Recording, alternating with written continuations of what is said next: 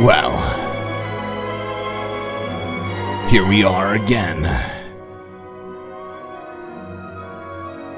Floating somewhere between Earth and the never-ending void of space. Got a hell of a lot to talk about, so we better get right to it. Buckle up those seatbelts, space fans.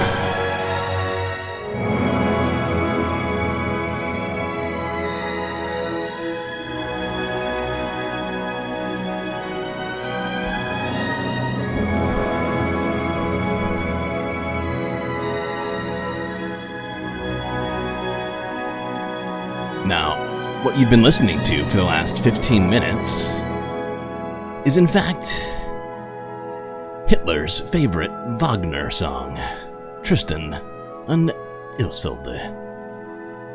I felt it fitting in this moment as we elect a fascist dictator to power that we listen to one of the most famous dictators in history's favorite songs. I hope you've enjoyed.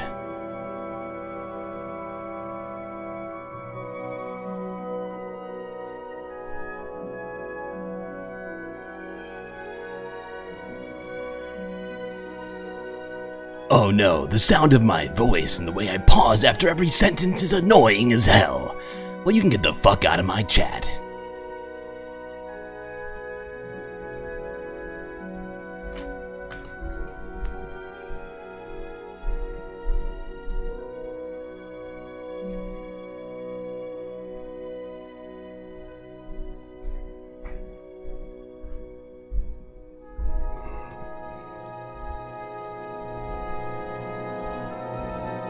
Anyways, good to see you all. I'll say what's up to horizontal chat. Mo and Noah, what you can do. Donald James X.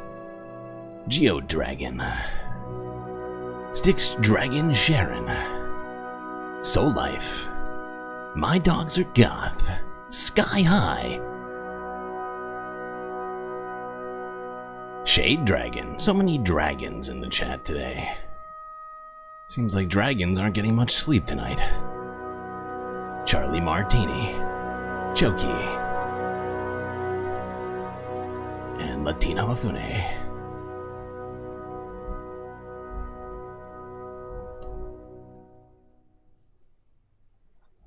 Well, I figured we'd start with this.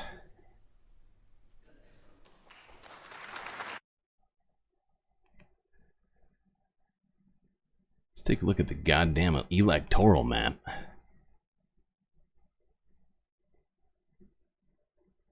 Who's still live? Looks like MSNBC still has a live stream. Yeah, let's go here. All right.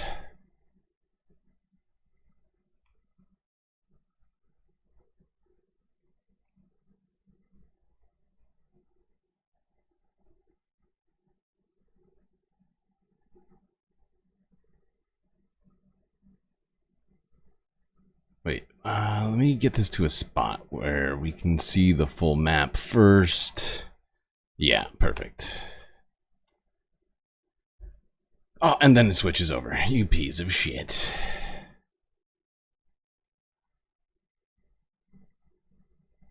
Hold on. I am going to play some other music in the background right now while we sit here. What should we fucking listen to? Jesus.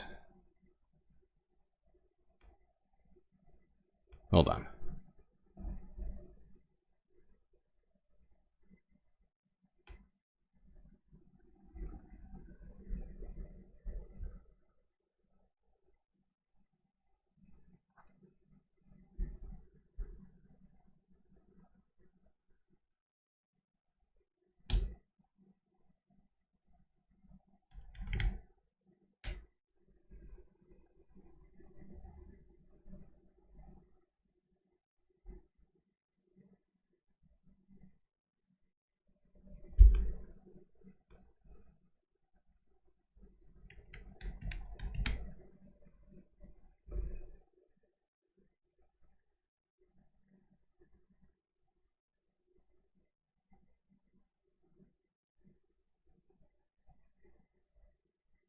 Sorry, I'm trying to get this up.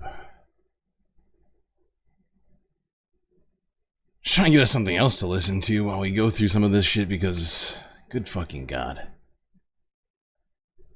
There's so much to talk about with this. I mean, this is a landslide victory for Donald Trump. It is. There is no other way to put it. Okay. I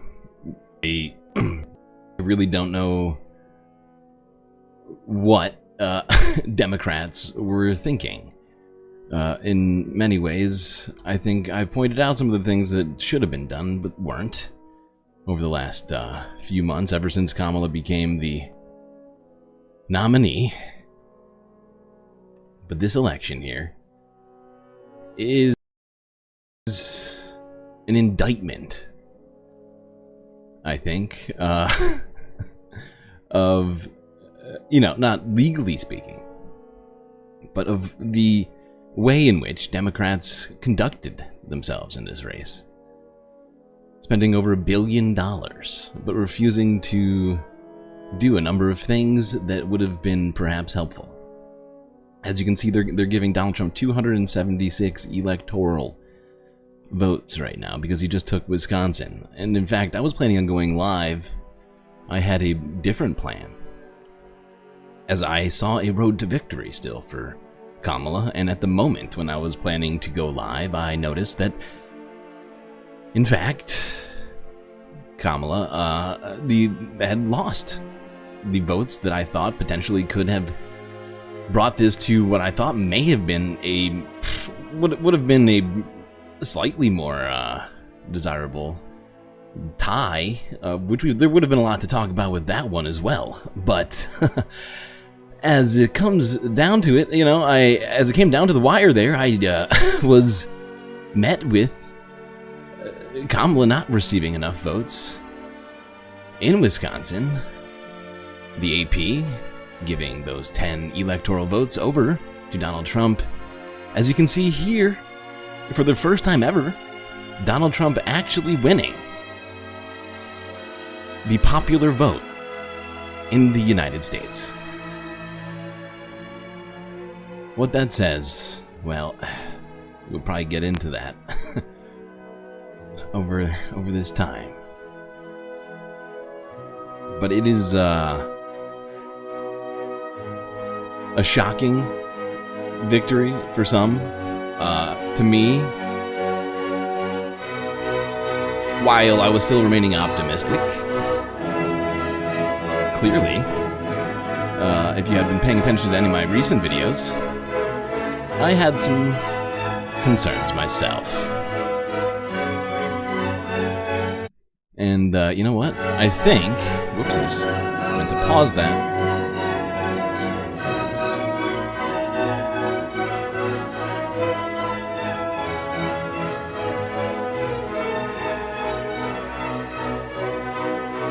Alright, enough Wagner for now. I think we've made the point. Let's go here to, oh, what's this? The Galactic News Network, you say, from 12 days ago? Trump leading with 12 days to go. Well, let's see what's up with this video.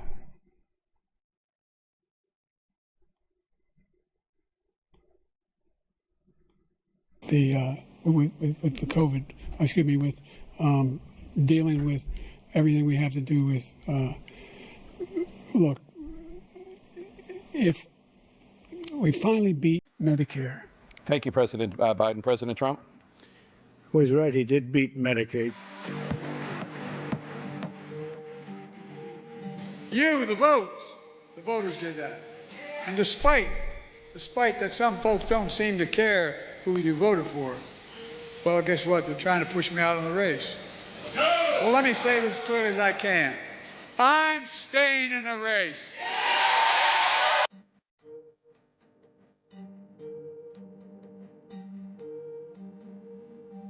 If you want to really see something that's said, take a look at what happened.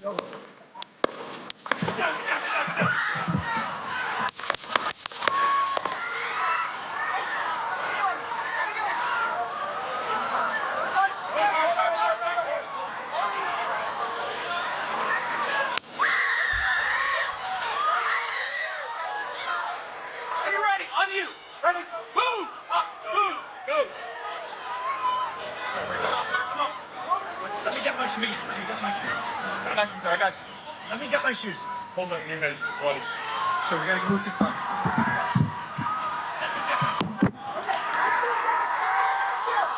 What's up?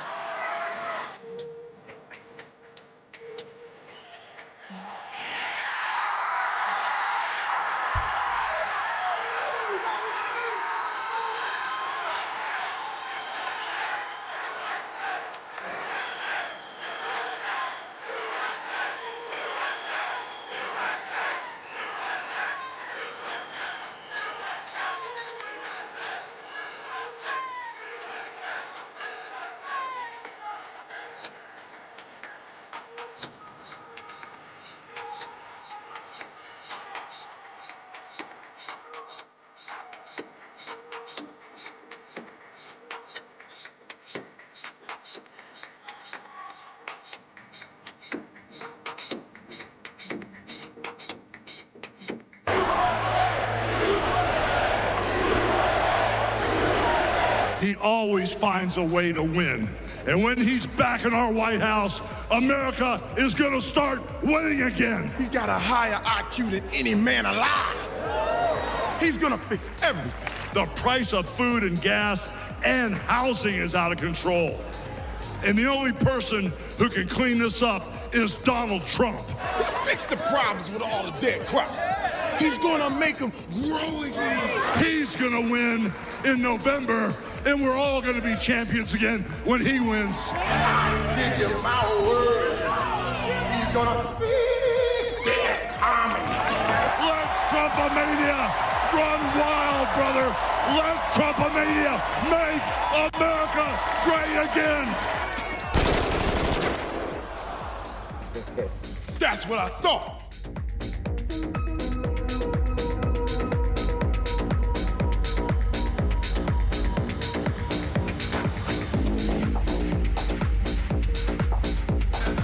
But I'll bet inside she was laughing last night when she saw the way Joe Biden left, because that was a coup. That was a coup. And I'm no fan of his at all.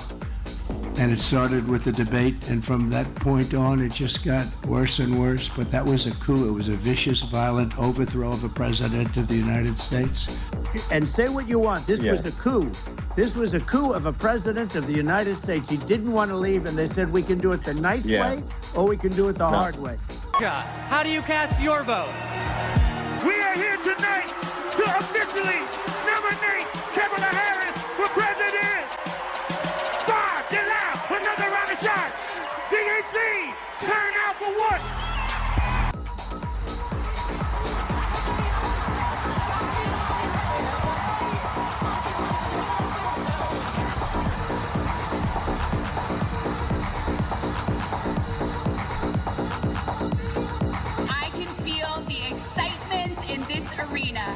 It's filled with energy and with joy. The air of joy. Joy. Joy. Joy. We will be joyful warriors. The president of joy. Let us choose joy. Oh, it was joyful. Kamala Harris. It's a big thing. Thank you. Welcome to you both. It's wonderful to have you. It's an honor to have you both here tonight. Donald Trump left us the worst unemployment since the Great Depression. Donald Trump left us the worst public health epidemic in a century. You will see during the course of his rallies, he talks about fictional characters like Hannibal Lecter. He will talk about windmills cause cancer. People don't go to her rallies. There's no reason to go. Not black. And I'll say that. And then I read that she was black.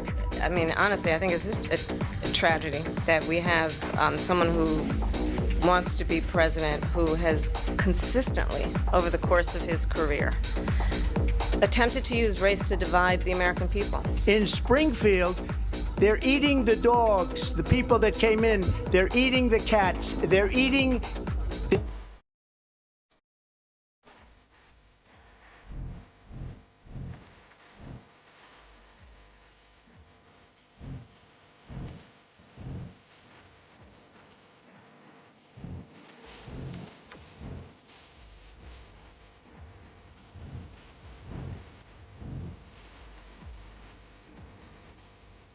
and You talk about extreme.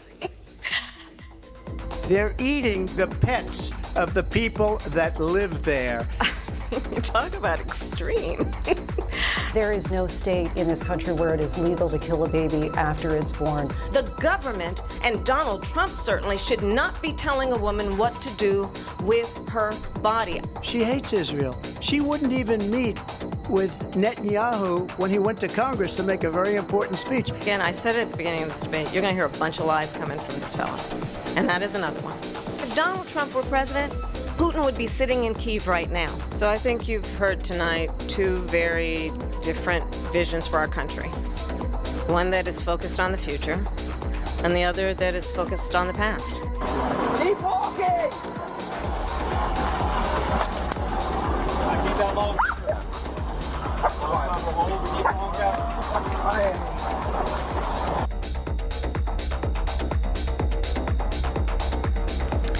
The devastation from Hurricane Helene is immense.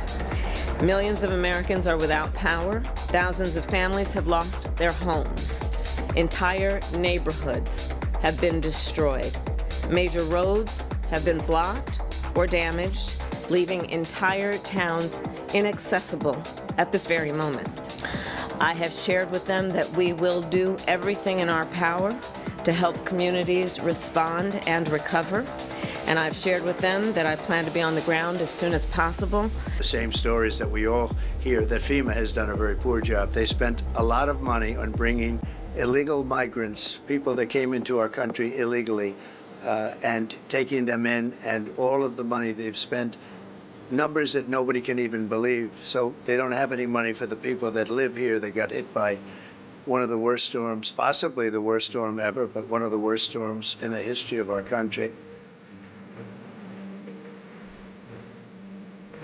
Find common ground. And Bill, that is why I believe in my soul and heart the American people are ready to turn the page. And it's true. They're destroying the blood of our country. That's what they're doing. They're destroying our country. They don't like it when I said that. And I never read Mein Kampf. They said, oh, Hitler said that in a much different way. No, they're coming from all over the world, people all over the world. We have no idea. They could be healthy. They could be very unhealthy. They could bring in disease that's going to catch on in our country. Would you have done something differently than President Biden during the past 4 years? There is not a thing that comes to mind. I think the bigger problem is the enemy from within. And it should be very easily handled by, if necessary, by National Guard, or if really necessary, by the military. We have the greatest military in the world, but you have to know how to use them. But I protect you against outside enemies. But you know, I always say, we have the outside enemy, so you can say China, you can say Russia, you can say Kim Jong-un, you can say, but that's not, it's going to be fun. If you have a smart president, no problem. It's the enemy from within, all the scum that we have to deal with that hate our country. You and I both know that he has talked about turning the American military on the American people.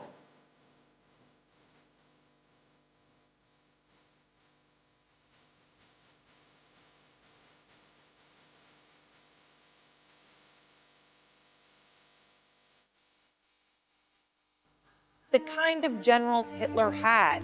An 11th hour bombshell report from The Atlantic Jeffrey Goldberg, quoting Trump touting the loyalty of Hitler's generals and reporting that Trump complained about picking up the tab for a fallen U.S. soldier's funeral, calling her an effing Mexican. All right, well, let's start with Hitler's generals. Goldberg reporting that Trump asked Trump's former chief of staff, John Kelly, about claims that Trump once asked him, quote, why can't you be like the German generals? Do you mean the Kaiser's generals? Surely you cannot mean Hitler's generals. And he said, yeah, Hitler's generals. And The Atlantic goes on to cite then two more sources who were at the Trump White House. They claimed that they heard Trump say, quote, I need the kind of generals that Hitler had, people who were totally loyal to him, that follow orders.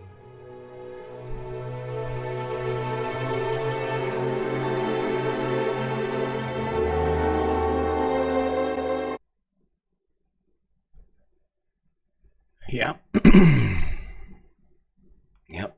Well, there is the race in a nutshell. switched over slightly too soon, but I mean, this was the end of the video. We're clearly 12 days ago, Donald Trump. I had a map showing Donald Trump winning 281 to 257. I still thought, I thought he was going to win it differently, but I mean, he still, I mean, it's pretty clear, still took it down. It was almost an exact same electoral vote count.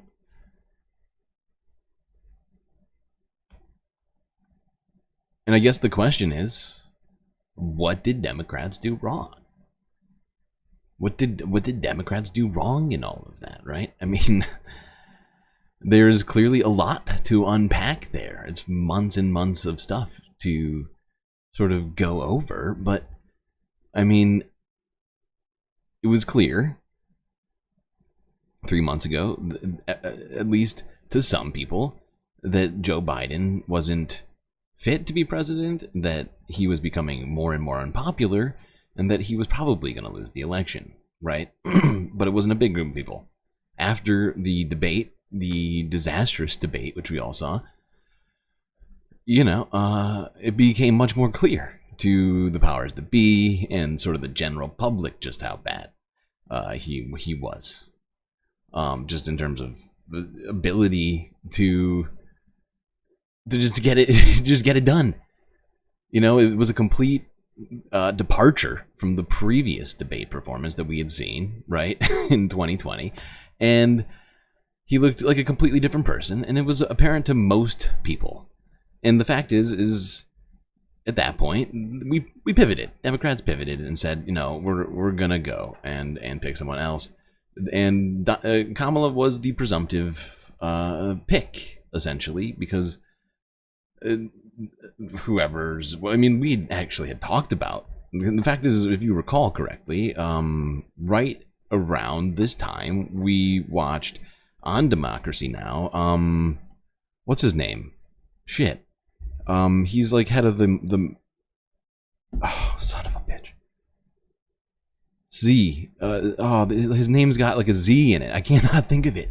Son of a bitch. The point is, we saw a guest come on to Democracy Now! Talk about the potential to do a snap primary in the Democratic Party. Did that happen? No, did not happen. I thought that was a missed opportunity at the time, but once it was decided Kamala was the presumptive nominee, I was done talking about it, right? I think, and most people were done talking about it once that happened. And was that the first mistake? Could be. It's not clear, right? Because the fact is Kamala at one point, like we just saw, had a large lead on Donald Trump, a near 4.5 point national lead on the aggregate polls on 538. I mean, there was multiple times we looked at those 538 polls during that video. I don't know if you're paying as close attention as I was. I did make it after all. But point is that she had like a dozen paths to victory. Like, no, I'm exaggerating slightly, but she had a ton of paths electorally to victory from what the polls were looking like. Even pre-debate, after the debate, for the first week, I mean, she had an even larger boost, right? We saw that. We saw the debate performance. It actually boosted her, right? She did quite well. But Donald Trump said, you know what? I saw that he saw the numbers and said, I'm not going to do a second debate, which I think we know that that definitely hurt. But what else did Democrats do there, right? Because there's a lot. There is a lot to unpack, right? I mean, there's a ton of money spent, but was it spent on the right stuff? Was it spent on getting the message to the right people, or was it spent on getting celebrity endorsements? You know, how much time was spent on honing a message for Kamala specifically?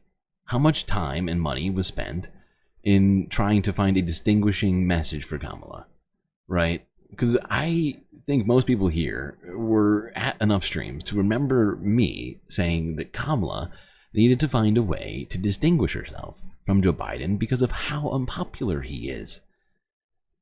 He's at 41% popularity rating right now. right? So it's not, he's going out with a terrible popularity rating. The Democratic Party knew that because they took him out. They took him out of, well, they didn't take him out, but they vehemently asked Joe Biden to come to take himself out of the race, which he eventually acquiesced to, right? But once that happened, where there was a mental schism, right? There was some sort of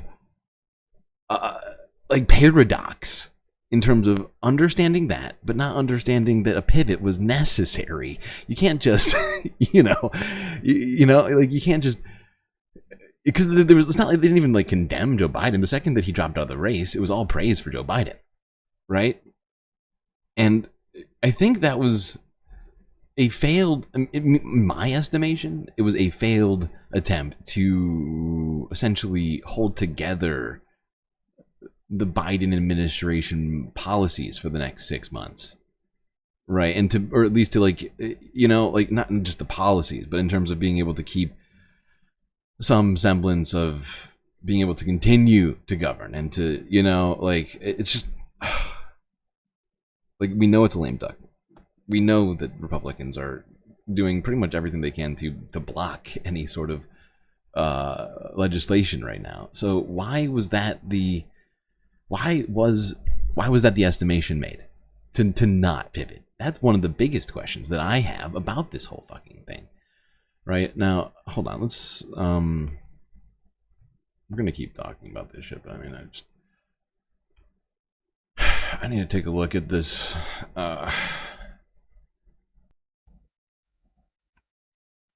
The state of where we're at right now.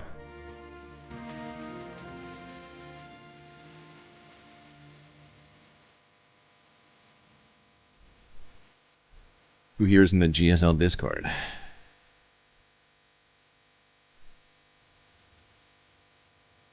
His butt.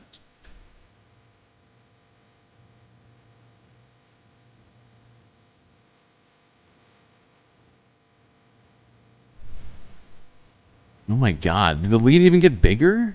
No, but it's just, oh my god. 5 million vote difference. This is the thing, right?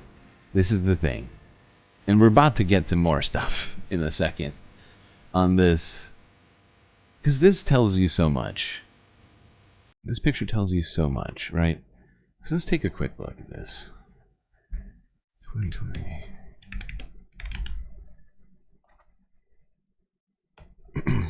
Let's quickly look at this.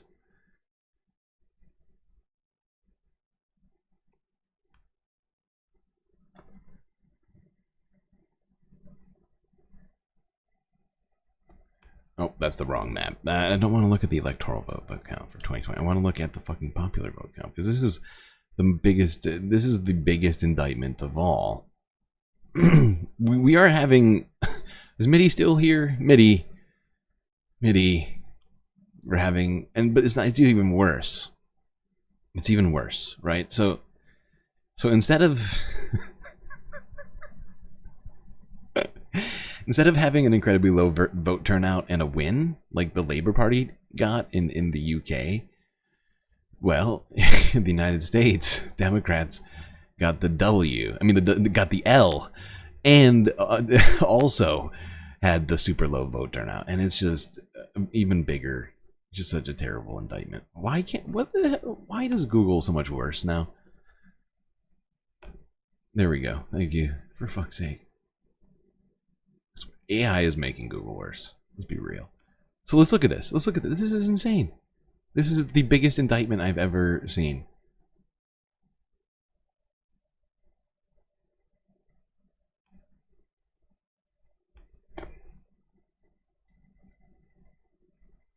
I want this zoom. What are you doing? Fuck it. Alright, you can see it. 81 million votes for Joe Biden in 2020. Oh, there we go. Now you zoom in. Thanks. So yeah, 81 million to Donald Trump's 74 million, which was a huge number, but they were both huge fucking numbers. That's 155 million votes. But this kind of, this level of low vote turnout The fact is I don't know if you've ever looked at Democracy Matrix before, but America's about to slip further down the list in Democracy Matrix for this very election, right? Because of such a low vote turnout, this is an indictment of our own democracy. Because what we're looking at here, hold on, let's go back to her. Where was the vote count? Here, I'll go. Ah, there. Look at this.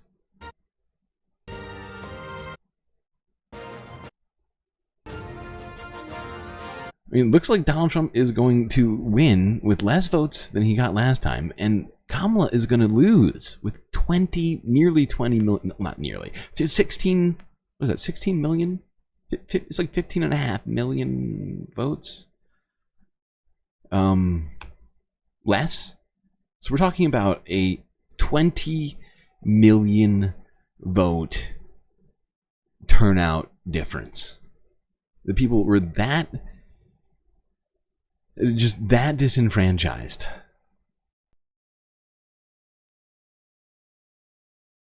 There's one reason that keeps popping up in my head as to why there's a huge difference in these. It's got to do with activists.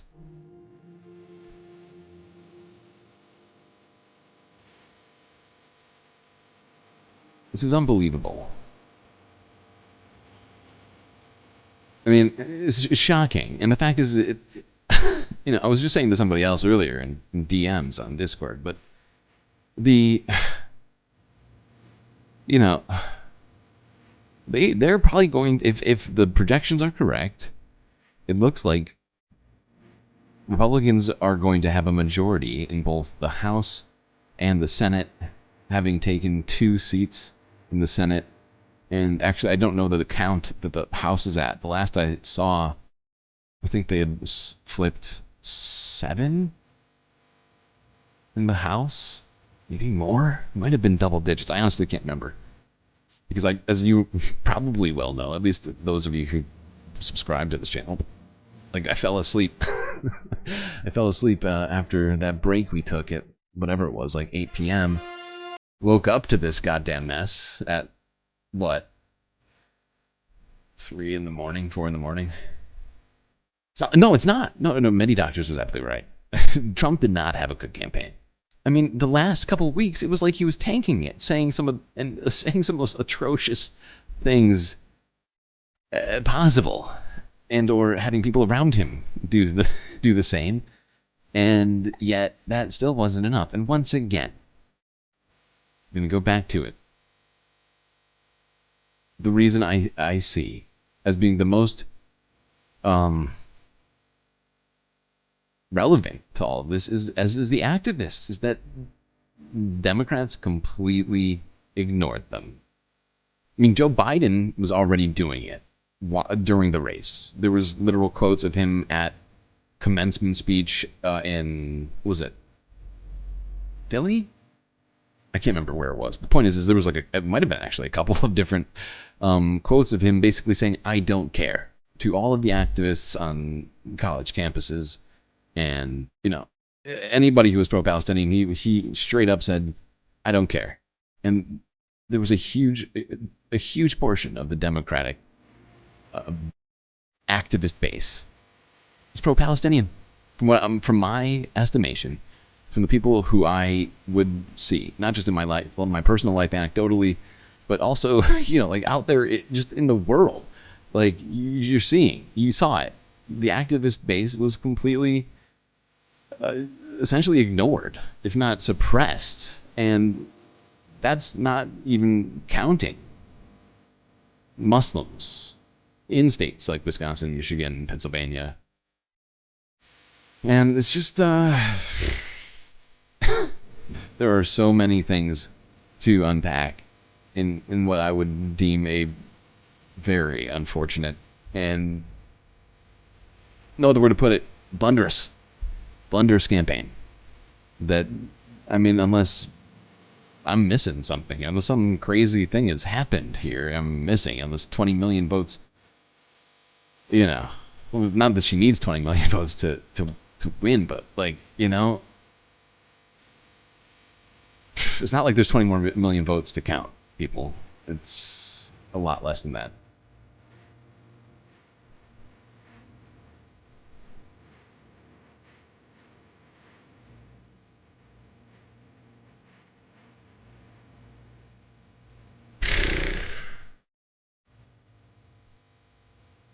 Yeah, you make a good point. They're going to have Supreme Court too. They're going to have the Supreme Court too.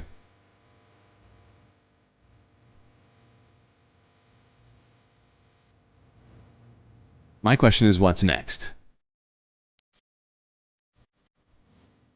Because the fact is even with Joe Biden as president, just recently, right? What happened? What happened? We had the Chevron doctrine overturned. We had presidential accountability just dissolved. No longer, presidents are no longer accountable. What else? We have being poor is now criminal, right? Being a human but not rich enough. Not rich enough, just not having enough money to afford a place to live, that makes you a criminal. Abortion now gone and a crime in many states. And you know, like, I feel like I'm missing a couple actually. But the point is with all that as is for now, and Project 2025, which we've talked about ad nauseum over the last year. Both bodies, Supreme Court, executive. I mean, what's left is flashes of the fucking Handmaid's Tale is what's left. Okay? Not to give people nightmares. But if you haven't seen it, I would do some research.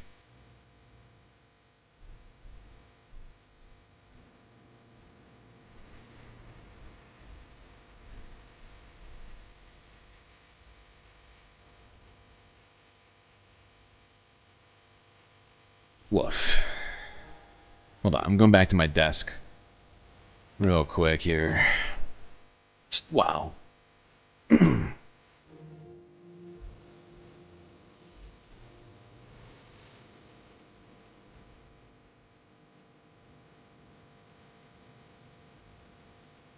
Should put time delay on short streaming? Is it overrun?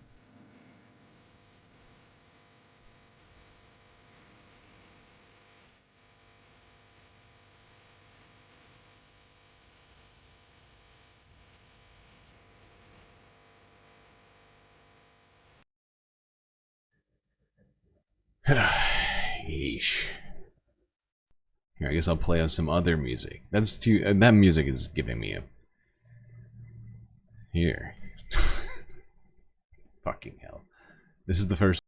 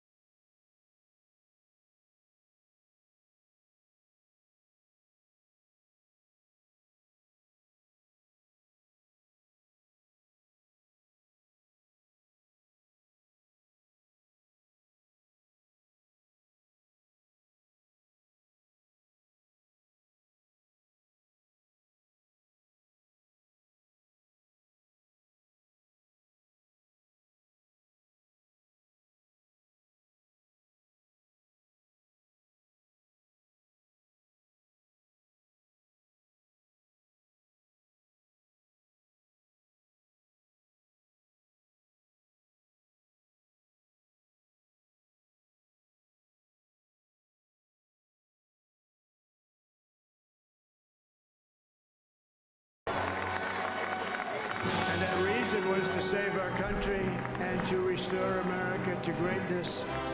And now we are going to fulfill that mission together. We're going to fulfill that mission. The task before us will not be easy, but I will bring every ounce of energy, spirit, and fight that I have in my soul to the job that you've entrusted to me. This is a great job. There's no job like this. This is the most important job in the world. Just as I did in my first term, we had a great first term, a great first term. I'm actually considering switching the entire Galactic soundtrack to Wagner only from now on, just in preparation, you know, for what is most certainly coming. We will make America safe, strong, prosperous, powerful, and free again. And I'm asking every citizen all across our land to join me in this noble and righteous endeavor. That's what it is. It's time to put the divisions of the past 4 years behind us. It's time to unite. And we're going to try. We're going to try. We have to try. Oh, shit. The stream is glitching. It's going to happen. Success will bring I us see together. exactly what this person is saying. You're right. Please hold. When we became more and more successful, people started coming together. Success is going to I think I know bring us what I can do to together, fix and this. We are going to start by all putting America first. We have to put our Bounce country on first this. for at least a period of time. We have to fix it. Close that. Because together we can truly make America great again for all Americans. So I want to just tell you what a great honor this is. I want to thank you. I will not let you down. America's future will be bigger, better, bolder, richer, safer, and stronger than it has ever been before. Hopefully that fixes the lag. Bless you, Fingers and crossed. God bless America. Thank you very much. Thank you very much. So as you heard there, Donald Trump is speaking about unifying Americans, overcoming the political divides that may be deeper and wider after his presidential campaign. And this election, one thing we didn't hear from him, the campaign pledge to crack down on illegal migrants and the vow to launch a roundup of millions of people on the first day of his presidency. Trump's language much softer in the early morning hours, saying that he wants people to come to the United States, but adding they must do that legally. That victory speech was from the stage of the Convention Center in West Palm Beach very early this morning. Tom Perry was there. He's been covering the Trump campaign with me again live this hour. So as you listened to Donald Trump's speech and you saw him surrounded by all of his supporters, family and otherwise, Tom, what really stood out to you? Well, you know, Donald Trump yesterday, when he went to cast his ballot near his home at Mar-a-Lago, he spoke to reporters and he said that he didn't have a speech written, a speech planned for if he won, and he didn't even want to think about what would happen if he lost. So his speech last night did seem to be one of those weaves that Donald Trump does, where he goes from subject to subject to subject, just kind of a stream of consciousness. And so you heard Donald Trump talking about his great political comeback, about how MAGA is this multifaceted movement now, one of the greatest movements America's ever seen. But he also went off on these tangents. He talked for a while about Elon Musk's rockets. Elon Musk, the tech billionaire, the guy who owns X, formerly Twitter, who's been backing Donald Trump on his platform and also with money. He was talking about Elon Musk and the need for America to protect its super geniuses.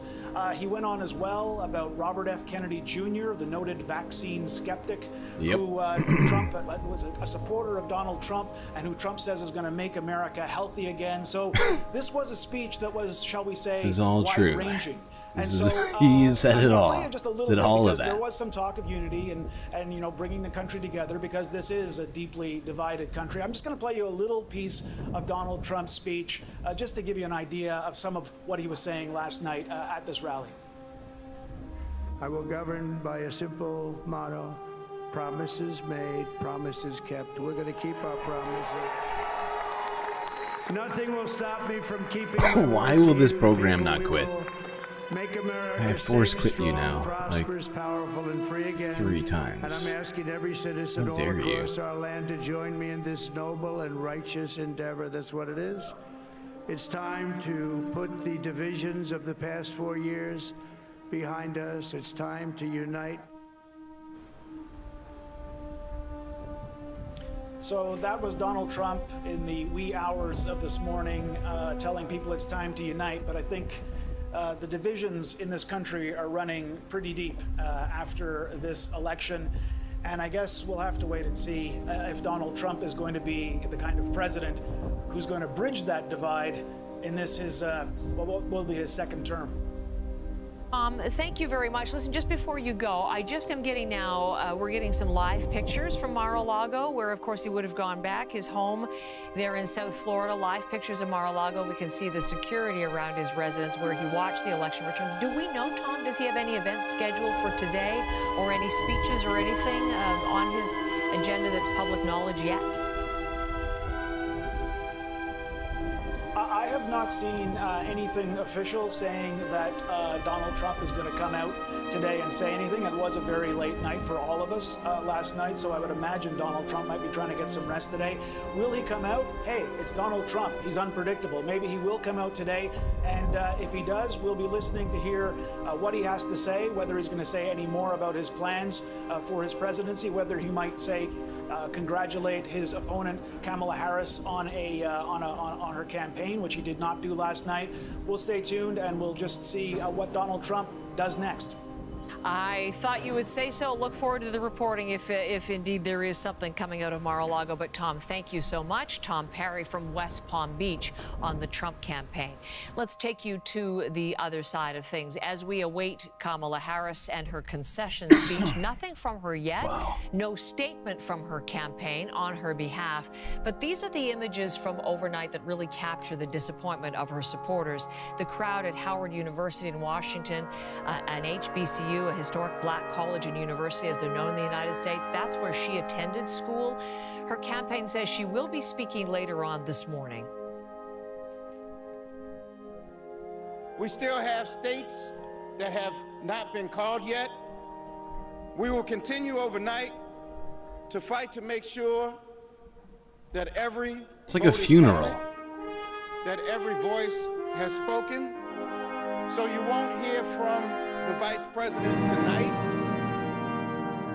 but you will hear from her tomorrow. She will be back here tomorrow to address not only the goddamn funeral. I swear to God. That's the vibes I get off this thing. So there was the campaign co-chair when he speaks of tomorrow. That is, of course, I mean, the Wagner's not helping with that vibe. That's my fault. But celebration really to an end, and thousands of Harris supporters who've been there for hours watching the results come in, they cleared out in just a matter of minutes. Let's find out more about what happened at Howard. Ashley Burke was at that watch party. She's back right there near Howard University campus. Still strong security we can see behind Ashley this morning. But as we were listening to Tom, Ashley, spirits rose in West Palm Beach as the results were coming in there for Donald Trump, and I imagine it was the exact opposite, deflation in Washington. What was the mood like? Heather, it was exactly that, and it happened slowly throughout the night. When some of those results came in and Trump was in the lead, we heard booing in the crowd. People still said they were staying optimistic and hopeful, but as the hours went on, faces turned more anxious, and really the looks were much more somber in that very busy crowd, and the crowd started thinning out. But then at 1 o'clock, when that announcement happened that you just heard there, virtually everyone, all of the crowd, all the students that were left, had just left at that point, and people were feeling really disappointed. They had so much hope and pride in Vice President Kamala Harris. They were hoping that she would become the first graduate of their school, which was a historically black college and university, to become president, and they really shown up there in support, hoping this was going to be a big celebration, and indeed in the end it was not. Take a listen to what some of them had to say. We're America first, America only, forget the rest of the world. That kind of stuff is outdated, but yet it has found its, if you will, legs again in Donald Trump, and that's very disturbing. Did he make inroads with low propensity voters? Did he make inroads with key demographics that like were essential to his victory? I don't know. All right, people. I'm giving us go back to the drawing board about like what this. candidates they try to run in the future. I feel like she did great. I'm so thankful she came home to Howard University. That just shows her humility, and I think it's great that she did not concede to Donald Trump right away. So she hasn't come back yet to Howard University on campus. We are waiting for that to happen and to find out when it would happen. It was suggested last night to be sometime in the morning. Not rolling any dice, just giving us a Gary. About that. Harris last night was watching the results come in from her home, and again, we were expecting her to show up here, and that did not happen. And I can tell you that we need a students we Gary in spoke these to trying were really times. disappointed. They were hoping that she would at least come out and thank them for their time, for the pride they've showed her and the support. So a lot of disappointed faces when they got that news. We're hoping now to find out and watch closely to see if Harris has talked to Donald Trump, if she's called him, wished him congratulations, and what her message and her tone is going to be. What is she going to say after she had laid out and campaigned, spent so much money on advertising dollars, gone to so many battle states over the past 100 days, and really brought in so much star power from Lady Gaga and Oprah just the other day in Philadelphia to try and help her, that it didn't work, and what she's going to tell people about the What fact did they that do she wrong? was How able about to make everything? history last night. Well, we went over a It will be certainly interesting. The large professor list at of Howard things that we University, to deemed whom we were that they speaking, had said, done how wrong, can that I she had say been that, look to the future with joy bringing up given this time and time resounding defeat. Actually, again thank you. We'll be back to you when we get that address whenever you have any information. over the last few months. Kamala Harris, I and thought when she'll be maybe speaking to the Democrats nation, we'll be could back to do you for sure. For now, put though, themselves we in go a position the to tipping win. point state in this election, and that was But no, Wisconsin. they didn't do any of Wisconsin those was things, 10 actually. Electoral college votes put Donald Trump over the top of that 270 number. Demand He a needed the recount. threshold Okay, Shade to win Dragon. the Electoral It's college. an interesting plan. He expected it was Let's going talk to be about Wisconsin, that. and indeed it was. So on the screen How many at the votes bottom, does you see Kamala he has need right now? 276 Electoral In what college places? votes. That's more than enough to win. He leads in a number of races that are still too close to TDS. call, Oh yeah, of the TDS. battlegrounds. Disliking Trump When equals Wisconsin Trump fell for derangement Trump, syndrome. Oh no, you have a made the mental call that he disorder had for elected. disliking a man The who margin said in Wisconsin between some of the Donald most Trump and horrendous Kamala Harris things is that any around president has ever said publicly. 33,000 votes, or around 1%. You're sick. But certainly enough Something wrong with you. That we know it is Donald Trump who's won Wisconsin, and No, it wants takes a Wisconsin special person the rest to of the country. repeat in Milwaukee, those our sorts of reporter is things. Ethel Musa. She's been covering the campaign. She was there to watch what Wisconsin voters were doing and saying and thinking as they went into the polling booth yesterday. She has more on the vote in Wisconsin and Donald Trump's victory, how it's being seen early in the morning there. So Ethel, good morning. Tell us the Wisconsin story. Good morning, Heather. You know, it's not a surprise, the outcome of the election. We know that presidential elections here in this battleground state are very, very close.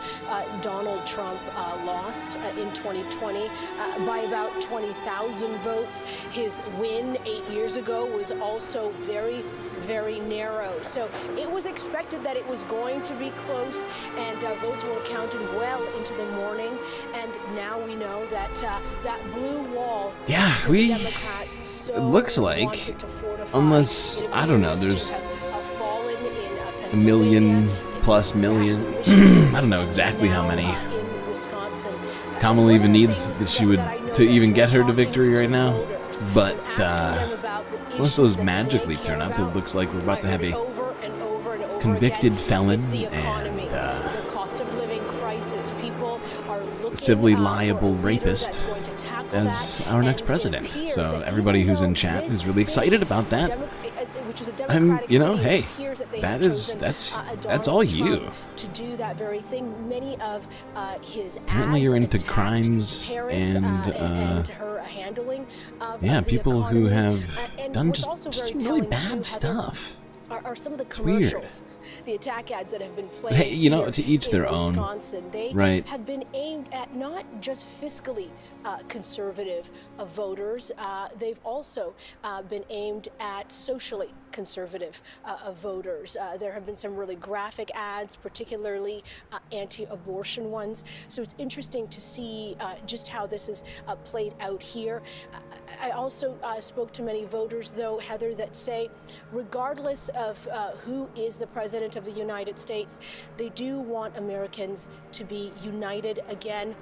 There's been a lot of divisiveness and vitriol, and some people here in Wisconsin are looking to turn the page on that. Ethel, thank you very much. That is the view in Wisconsin. 10 votes there, giving Donald Trump. I know he won the popular vote by 5 million, now, right? As we But look live at Parliament it's here, hard to say exactly lots to how many talk about votes from of Ottawa those today 5 in million terms she of would what the need. Donald Trump Could return still to be the White completely House, unfair electoral another Donald college, Trump right? administration, what it means for this country. Literally moments ago, the Prime Minister on X, congratulations to Donald Trump on being elected President of the United States. The friendship between Canada and the U.S. is the envy of the world. I know President Trump and I will work together to create more opportunity, Oh yay, prosperity, Justin Trudeau and is security super for both stoked. of our nations. Janice McGregor, that has just come out. Canadian, not the first time that Donald Trump and what's his Prime name? Minister Justin From Trudeau the have Little worked Mermaid, together. Prince, Not the first time Prime Minister Trudeau has had to renegotiate Prince with the Fuck. Trump administration. Prince But fucking as we Donald join Trump. Janice, it may be new ground this time, or a new feeling. I don't know. You Why is he take over. walking Here around we are free? with Because Donald Trump the winning judge White in House. New We know York decisively this delayed morning already, sentencing. a post Remember? of support and What was it? congratulations from 2 Justin months Trudeau, ago? the Prime Minister. Where do things Was stand it September? this morning in the I think it was relationship? September when that judge. Indeed, you have this sense here in what's his Ottawa name? of sort of all the other things being on Whatever the that table, guy's just name being is, delayed swept sentencing. aside. Well, everyone wakes up to this news and thinks about how that will That's why he's change walking things in free. this country. I can tell you that the Liberal caucus, as it meets this morning with the Prime Minister and his cabinet, was already expecting to spend all of its time talking about the way forward I need a coming out drink. of this vote in the U.S. In 2016, we were told that the election of Donald Trump caught Justin Trudeau's cabinet off guard. Not this time. We heard from Chrystia Freeland on Monday about how they have worked to keep their relationships active and productive with politicians from both sides of the aisle in Washington. Indeed, we've been told that she dined with Bob Lighthizer, the former U.S. trade representative, her counterpart when Trump was president the first time, could be a counterpart of hers again. She has maintained that relationship, keeping to the ground about what could be ahead in terms of industrial policy and the economic agenda of the second Trump presidency. Melanie Joly was out talking to Canadians yesterday, trying to provide words of reassurance, talking about how she's been talking to other foreign ministers. Yeah, I was gonna say, Mitty, you said 37. U.S. elections. I recommend you refresh Innovation Minister your Sandip Champagne was either talking your about the Canada-U.S. app relationship yesterday. your browser. No longer being about wanting to be friends. More Smoking about up is, how I believe, we're going to need correct. to meet each other's needs. Take a listen. You know, when you go down south, you don't call that the indispensable relationship. We've moved from the good neighbor to the north to the strategic partner that they need in the 21st century, and I think it's a good thing. But being a good partner in Donald Trump's world, you know, it all comes down to deal making. That's everything that this guy is about. I was speaking with international trade lawyer Mark Warner. He practices on both sides of the border. And he told me he thinks, look, the key for Canada when it goes to deal with Trump again is that they're going to have to see this relationship as transactional. I see him as transactional. I see his scope for negotiation. So I'm less worried about Trump than I am with the Canadian response to Trump. If we treat this as a negotiation and we barter some back, I think he's managed. We know what Trump's priorities are going to be. They have not changed. He's obsessed with the border, immigration issues. Militarily, this guy is not going to tolerate free riders. If allies want protection, they're going to have to pull their weight. And we know that his industrial policy is once again going to be laser focused on China, bringing jobs back to America. He does not care what the economists say about the potential costs to North America of bringing in big new tariffs. That is what he intends to do. Again, when trade wars escalate, it does create exactly the kind of uncertainty that businesses hate. Wait, we got 500 now? Hell yeah. Let's go. I don't even have the MPC open right now because we're lagging. But just imagine I just did a clap. We're beginning our conversation today on the implications of Trump win for this country. Only took a year. Republicans appear in a very strong Like, position. slightly less than that. Nine months. Full control of the U.S. government. Almost to the day. Definitive win in the Senate. They took control from the Democrats with wins in states like Montana and Ohio. There you see the makeup of the House there. Right now, even with 52, they are still short of 60 seats. That's the number needed for a supermajority. That control of the Senate will clear the path for Trump's nominees, including secretaries, federal judges, and most significantly, justices on the U.S. Supreme Court. Now, last hour, I was speaking with law professor Lawrence Douglas. He's a frequent guest when we talk about the High Court, and this is what he told us about Trump and what he could do in terms of shaping the highest court in the United States for a generation. Remember, so he would nominate justices to the Supreme Court. They have to be confirmed by the Senate. And one of the things that we also saw last night is that the Republicans did recapture the Senate. So he could certainly use his nominating power to reshape the Supreme Court basically in a generational affecting way. And the other thing we should bear in mind is it's not simply the power to appoint members or to nominate members of the Supreme Court. He can nominate judges to the entire federal judiciary. And so that includes district court justice, appellate court, circuit court, appellate court justices. And he could really reshape the federal judiciary and stock it with loyalists. If we look to his first term in president and to his first presidency, some of his federal judicial appointments were basically. NCC is playing Pokemon. I don't blame her for that. Really kind of. I saw that she was playing. What's it called? Stream. All really be concerned about. Oh, I can't remember it. It's like that. It's like that. Pixel art game.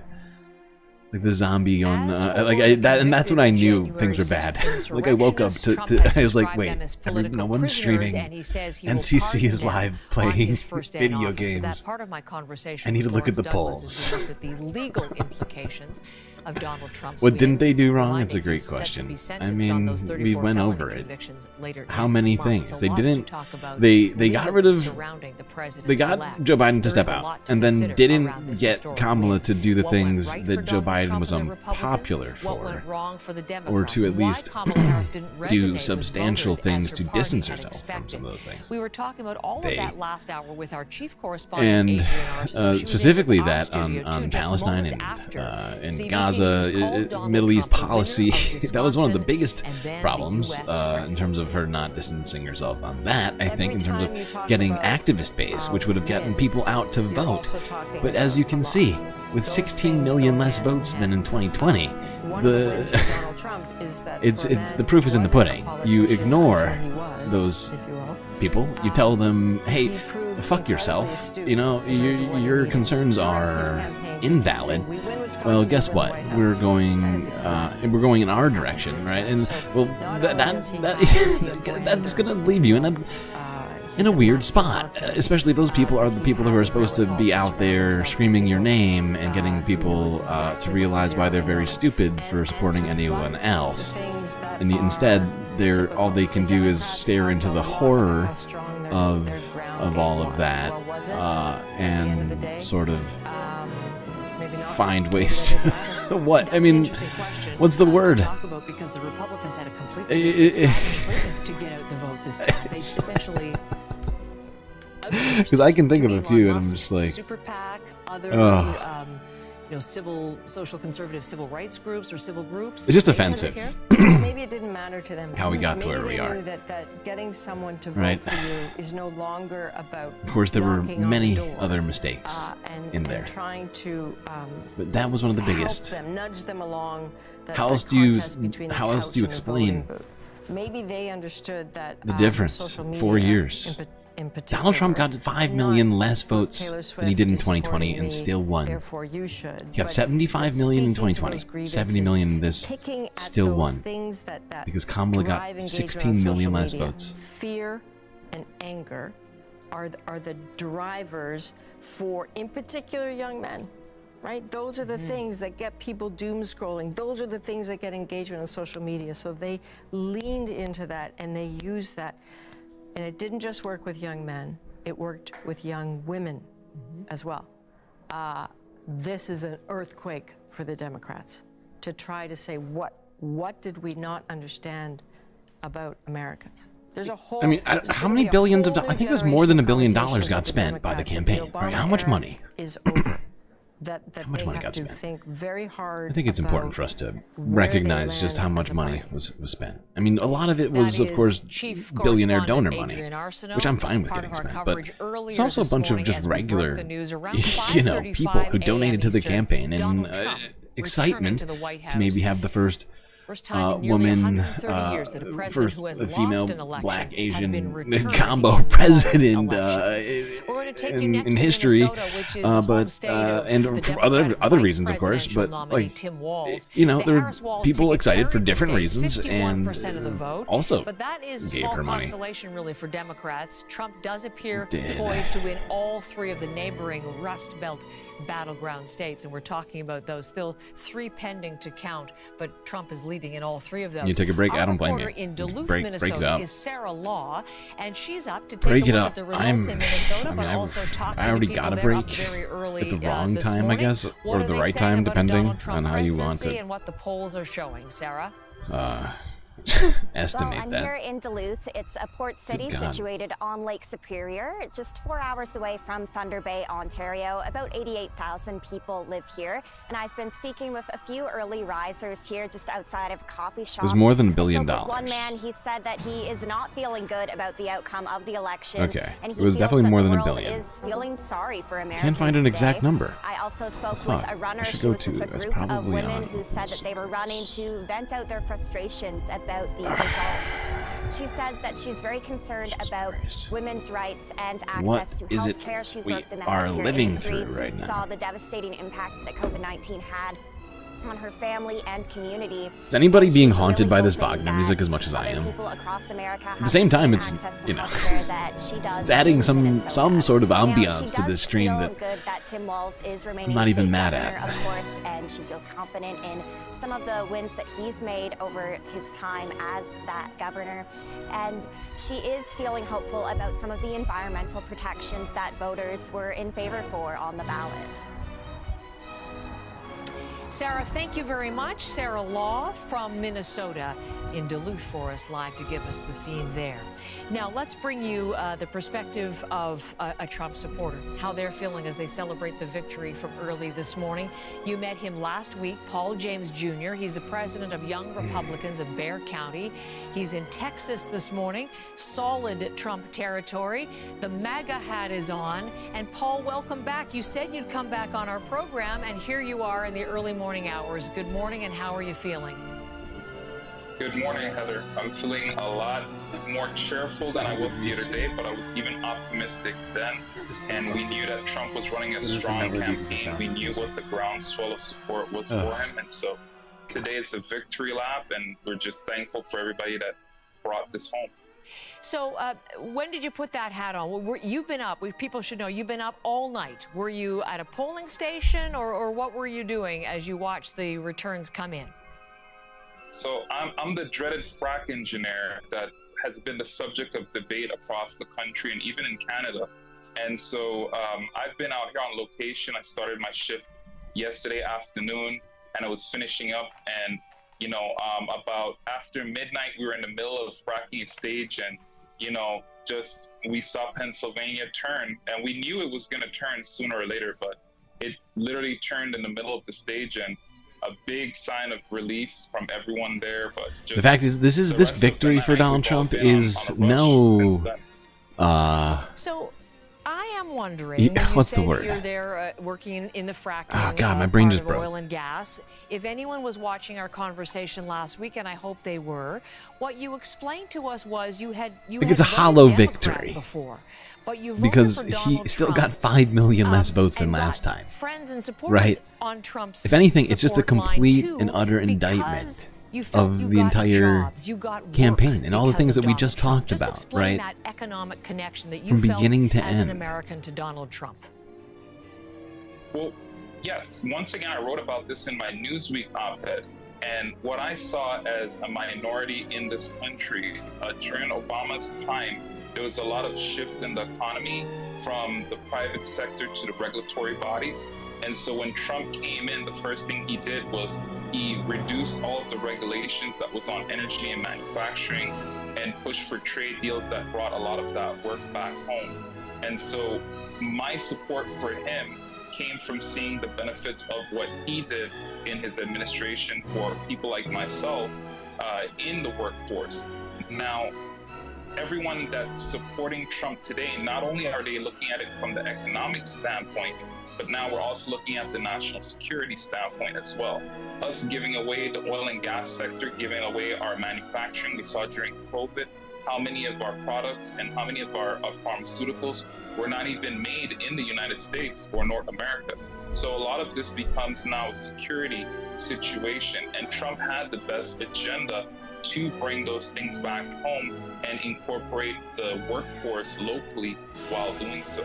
So I think that a lot of folks rewarded him for that plan that he laid out so clean. So that's really interesting. What are you talking about? I laid a clean plan. You did not lay out a clean plan. Closing message from Donald Trump. You know, do you feel like you're in a better position? Dude now waffled than back you were 4 and years forth ago? on And like clearly Americans in voting as they have. How many exactly how many positions did he go back and forth on during this election? It was not a clean platform. It's hilarious. A GNN, sister of CNN? Yeah. Every other concern, all the Yeah. other issues out there, it's about the economy. Would you agree with that? That's it. Well, Sister of security, well, it's all CNN. part and parcel, really. Yeah, it all works together. I mean, Only similar in name, name and logo. From the That is all. administration. He's even been a part of the Obama and Biden administration consulting to them. Does this mean he's a It's dictator for a economy day? stupid, and I at the mean, end of the it day, means he's. the most I tangible mean, if thing he that goes every through with any of single the things he person said, touches is he's their gonna, yeah, groceries, the as gas, well as, paying their light bill, you know, paying sort of rent. When you put see in these place costs, the future outpacing dictatorships. the cost of the price of your income, what you're bringing in, you're not able to maintain that. And so the lack of comfort that people felt in their day-to-day expenses, I mean, that was a I mean, how much do we talk about that goddamn Project 2025, Bob? Democrats and Kamala Feels like that's, tried to distract from that, you know, by making it more about women's rights and reproductive justice and so forth. And we know from the Gut that's Macro clearly on the Institute table, that right? abortion is up over 11% since the Dobbs decision. So it's not Which to includes say that what's been described as essentially like a yes, that's changed in like a terms of dictator the way it's provided package, in different right? states. Like the abortion is still what was there was like a description place. of It's an not entire completely outlawed. book So, of you know, they tried to slide of hand written on that, but people couldn't governmental get off the fact forms I don't that need an are abortion. essentially I need to pay like for my car insurance. you know, Mad I need to Libs pay for my type light of, bill. or whatever it's called. You know, you write in the blanks and you get the policy, right? You just write in Donald Trump or whoever's in power and you sign it, right? Key changes But in its, as you yeah. say, state. I mean, if he pulls that book out and starts signing these things, putting them into law, oh boy. For those who didn't support Donald Trump, and you're there in Texas, It's 900 pages of disastrousness for the civil rights, for illegal migrants. There are many I mean, people go down who the don't fucking support list, him, right? who have concerns and indeed fears about him from the perspective of going to be isolationist, going to be essentially unhinged, unrestricted. Yes, Mini Doctor brings up another point that I brought up already 3 times, but I think we should talk about it at least another 14 times. where's that fucking Liz Cheney vote? Where's all those disaffected Republicans that the Democrats were pushing to the right for? Constantly, these, neoliberal centrist shills were, constantly trying to pander to. Where are they? I said it before today, that we're talking about like 11 people. They don't even exist. They're, 11 fictional people. Brought up by Nancy Pelosi. Speech to bring everyone together, and he will be a president for all Americans. I think a lot of the issues that people have, of course, we have very nasty divisive. But no, Democrats decided that we would go in a different direction than embracing the base of the Democratic Party. Activists, not only on Trump but also on us, like that.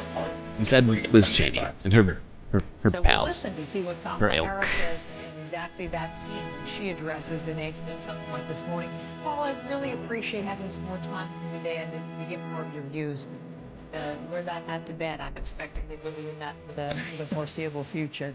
Thanks for the time again. I appreciate it. Thank you, Heather. God bless you.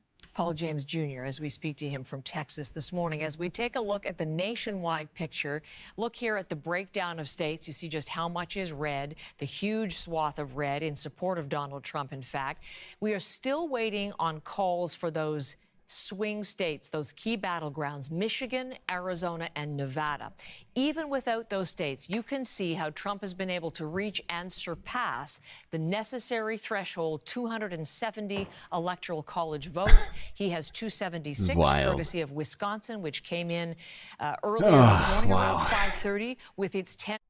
We're looking at a full sweep of the battleground states.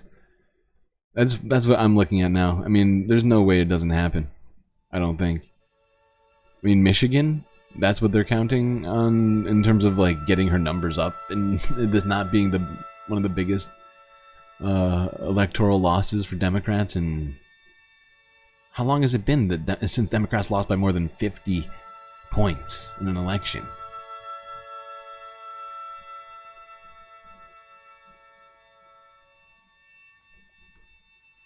Electoral College votes, Donald Trump, the winner of the presidential election, now the president-elect, soon to be the 47th president of the United States. We've been looking at some of the ballot measures that voters have been considering, the down ballot, the propositions, and the things that they've been voting on. And Marianne's been looking at that. I was just talking with Paul about abortion. A number of the states, big concerns since the overturning of Roe v. Wade in 2022. And so this was on the ballot in many states. And you're looking at some of the other measures. So take us through some of the things that were decided as well, apart from Donald Trump. Yes, because abortion was a key issue over the course of this campaign. We know that it was the focal point of Kamala Harris's campaign. The Republicans, meanwhile, were saying that it should be up to the state. And the states did vote on this, 10 in fact. And so let's start with Florida, because when you look at the numbers, you see that they had more than 50%, but it did fall short of the 60% threshold needed for passage here. So they rejected the ballot measure to protect the right to an abortion. And that means the state's 6-week ban does remain in place, despite that 57.1%. Let's get reaction, though, because there has been a lot of reaction coming out of Florida, including from Democratic State Representative Anna Escamani. She was part of the fight to put abortion on the ballot, the state's ballot, in the first place. And this was her reaction after hearing that the state rejected that ballot measure. Though I am incredibly disappointed, we need to remember that our movement for flirting its rights and freedoms is now more vital than ever. We won historic support. Most candidates cannot secure 57% of the vote. And if it wasn't for corporations back in 2006 who increased that threshold to 60%, we would have won by a landslide tonight. But that was not the case. Let's talk about other states here, including South Dakota. They were the second to reject this measure. And then there's Nebraska. This was interesting because there were dueling measures here. In the case of legalizing the right to abortion through viability, 55.3% voted in favor. We are waiting for official results on the second measure, which was the amendment to prohibit abortions after the first trimester. Going back to where Donald Trump stood on this issue specifically, we know that he cast his ballot in Florida, though he was asked repeatedly from reporters there after he cast his ballot how he voted on this specific measure. He refused to answer, but we know that over the course of his campaign, he did shift a lot, changing where he stood on this. And again, that was very different, as I mentioned, from Kamala Harris, who made this the focal point of her. You guys think Donald Trump can pardon himself now that he's president, even though he's a convicted criminal? Colorado, New York, and Maryland, they were voting to protect and maintain the abortion rights that were already in place there. In Colorado specifically, that's where abortion is already legal for all of those states. But in Colorado specifically, abortion is legal. But approving this time around means public funds can now be used. Other states, Montana, also Nevada, we know that they've... I mean, I don't think anything you can do now is illegal, right? Arizona, You can basically go on a massacre if you want. It would be a presidential act, right? For the point of fetal viability, that's around the 22 That's what the Supreme Court said earlier, didn't they, on presidential immunity? The current ban on abortion, which was 15 weeks into pregnancy. If you've been following this, you know that there was a lot of national... Better hope MAGA doesn't, you know, because the do anything to upset him. Voted to uphold a total ban on abortion. So there was a lot of reaction to that. So this is big. The fact that Arizona... Good luck with the tariffs, thanks.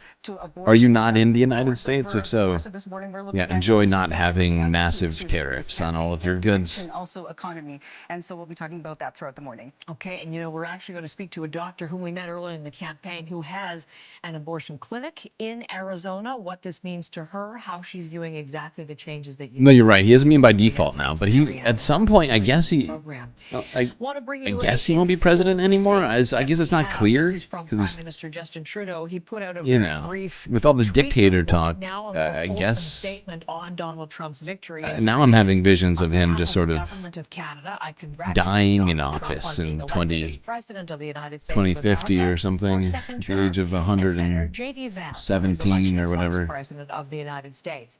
Canada and the U.S. have the world's most successful partnership. We are neighbors and friends, united by a shared history, common values, and steadfast ties between our peoples. We are also each other's largest trade partners, and our economies are deeply intertwined. During President Trump's first term, we successfully renegotiated the Canada-U.S.-Mexico agreement, which Ooh, don't certify the election. Interesting. I guess Kamala, yeah. I guess Kamala doesn't have to certify the election, right? Like Mike Pence. Luke Swine makes a good point. You know, she is the one who decides. Remember that? Hang Mike Pence? Who remembers that? I remember it. To deepen this relationship since 2015, bilateral trade between our two countries has increased by over $400 billion.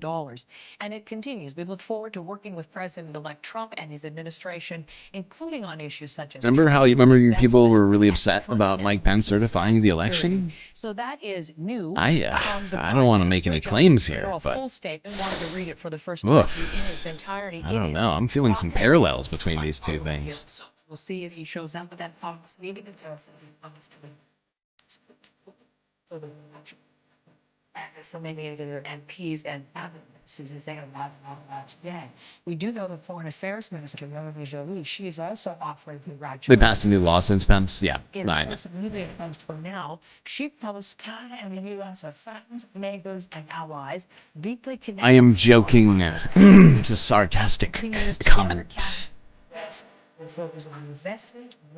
Unlike the Republicans, I don't actually think that it was Melanie Joly and connections and the insurrection will solve losing a democratic election. Assassination was that connection between Melanie Joly and Lindsey Graham, which led to the Prime Minister being able to speak to Donald Trump to express his concern, the beginning of those reforming of ties, which are going to be so important now in the 4 years to come. So let's bring you some more reaction. This is a little bit more from Donald Trump's speech this morning, the moment where he brings up his running mate and his next vice president, J.D. Vance. I want to be the first to... Need a plan? Hey, we will get to that. I'm just trying to process this right now, but let's talk about that. Let's talk about that soon, okay? I see you, I hear you.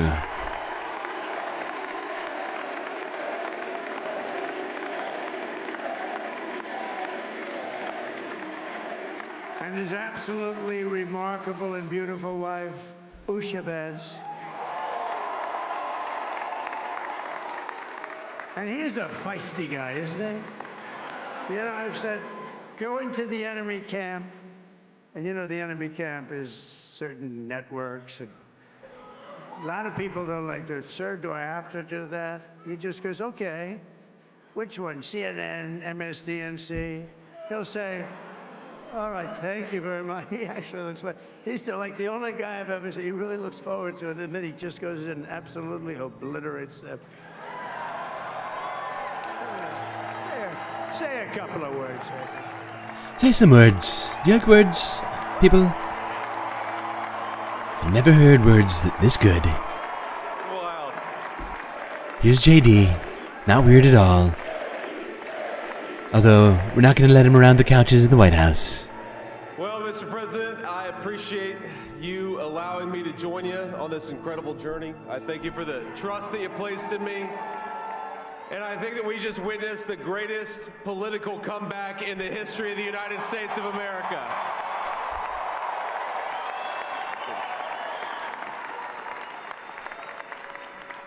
And under President Trump's leadership, we're never going to stop fighting for you, for your dreams, for the future of your children. And after the greatest political comeback in American history, we're going to lead the greatest economic comeback in American history under Donald Trump's leadership.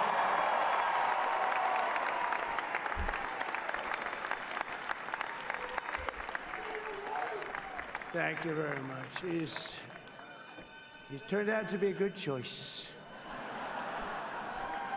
I took a little heat at the beginning, but he was, I knew the brain was a good one, about as good as it gets. And we love the family, and we're going to have a great 4 years, and we're going to turn our country around, make it something very special. That is Donald Trump as he introduced and thanked J.D. Vance, the vice president-elect, a little gleeful there as he talks about the choice, which was criticized early on. That was in West Palm Beach, Florida. Let's take a closer look at an emerging story from this election, something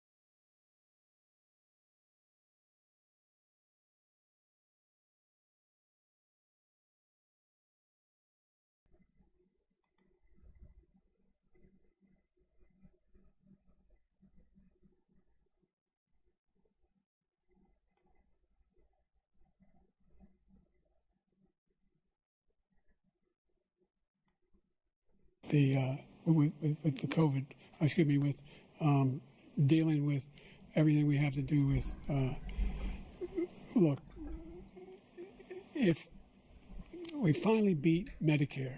Thank you, President Biden. President Trump? Well, he's right, he did beat Medicaid. You, the voters did that. And despite despite that some folks don't seem to care who you voted for. Well, guess what? They're trying to push me out of the race. Well, let me say this as clearly as I can. I'm staying in the race.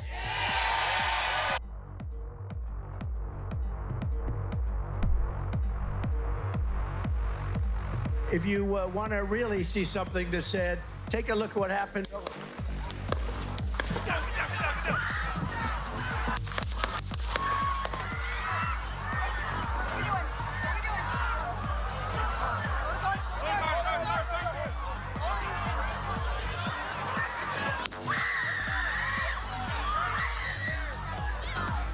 Are you ready? On you.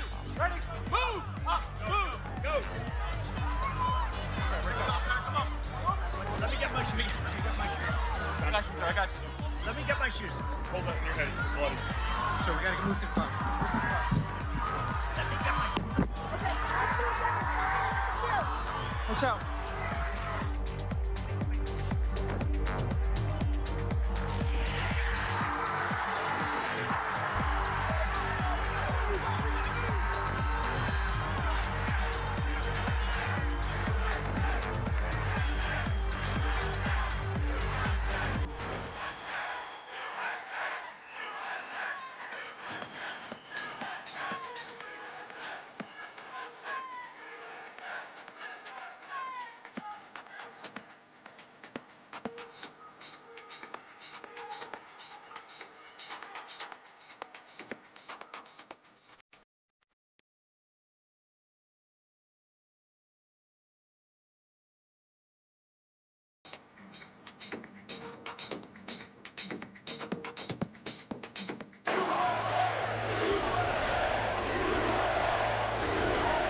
He always finds a way to win. And when he's back in our White House, America is gonna start winning again. He's got a higher IQ than any man alive. He's gonna fix everything. The price of food and gas and housing is out of control. And the only person who can clean this up is Donald Trump. He'll fix the problems with all the dead crops. He's gonna make them grow again. He's gonna win in November, and we're all gonna be champions again when he wins. Did you my word? He's gonna fix the economy. Let Trumpomania run wild, brother.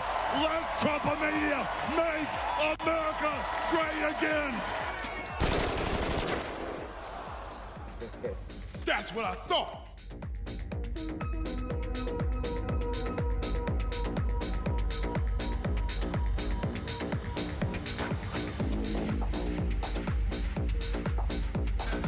But I'll bet inside she was laughing last night when she saw the way Joe Biden left, because that was a coup. That was a coup. And I'm no fan of his at all. And it started with the debate, and from that point on, it just got worse and worse. But that was a coup. It was a vicious, violent overthrow of a president of the United States. And say what you want. This was a coup. This was a coup of a president of the United States. He didn't want to leave, and they said, we can do it the nice way, or we can do it the hard way. How do you cast your vote? We are here tonight to officially nominate Kamala Harris for president. Fire, get loud, another round of shots. DNC, turn out for what?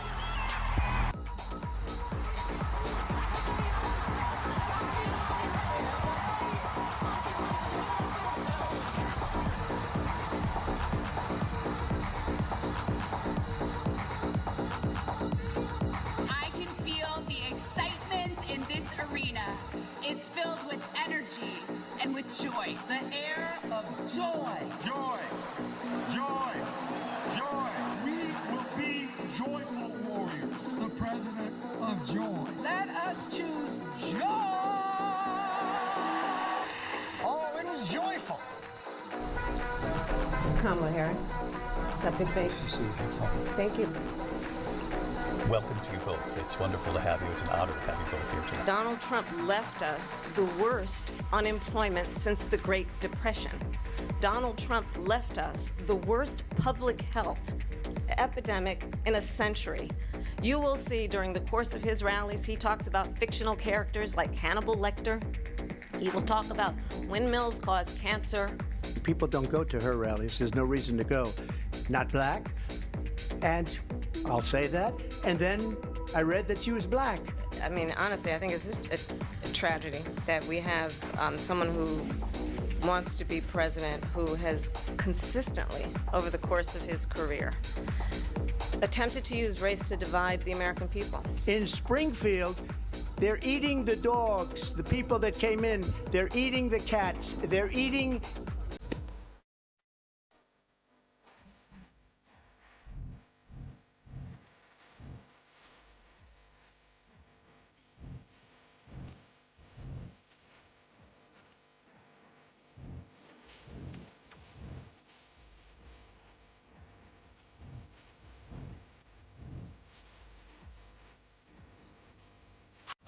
You talk about extreme. They're eating the pets of the people that live there. You talk about extreme. There is no state in this country where it is legal to kill a baby after it's born. The government, and Donald Trump certainly, should not be telling a woman what to do with her body. She hates Israel. She wouldn't even meet with Netanyahu when he went to Congress to make a very important speech. Again, I said it at the beginning of this debate, you're going to hear a bunch of lies coming from this fella. And that is another one. If Donald Trump were president, Putin would be sitting in Kyiv right now. So I think you've heard tonight two very different visions for our country. One that is focused on the future, and the other that is focused on the past. Keep walking! Keep that low.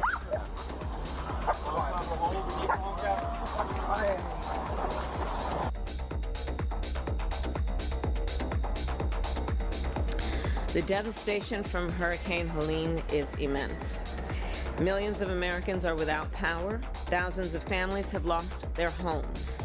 Entire neighborhoods have been destroyed.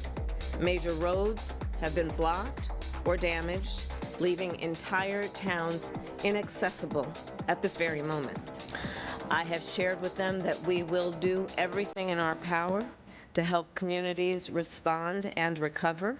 And I've shared with them that I plan to be on the ground as soon as possible. The same stories that we all hear, that FEMA has done a very poor job. They spent a lot of money on bringing illegal migrants, people that came into our country illegally, and taking them in, and all of the money they've spent, numbers that nobody can even believe. So they don't have any money for the people that live here. They got hit by one of the worst storms, possibly the worst storm ever, but one of the worst storms in the history of our country.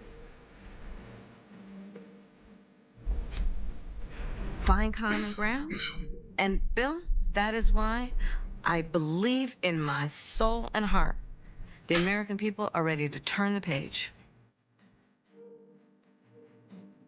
And it's true. They're destroying the blood of our country. That's what they're doing. They're destroying our country. They don't like it when I said that. And I never read Mein Kampf. They said, oh, Hitler said that in a much different way. No, they're coming from all over the world, people all over the world. We have no idea. They could be healthy. Wait, they Duck could be is very banned? unhealthy. They could bring Wait, in why is Duck diseases that's banned? gonna catch on in our country. Okay, hold on. I'll try and unban Duck. Please hold. Biden during the past 4 years. Please hold. There is not a thing that comes to mind. Who would ban? Which of the mods ban Duck? And it should be very easily handled. Somebody. If necessary by National Guard, or if really necessary by the Somebody. military. We have the greatest military in the world, but you have to know how to use them.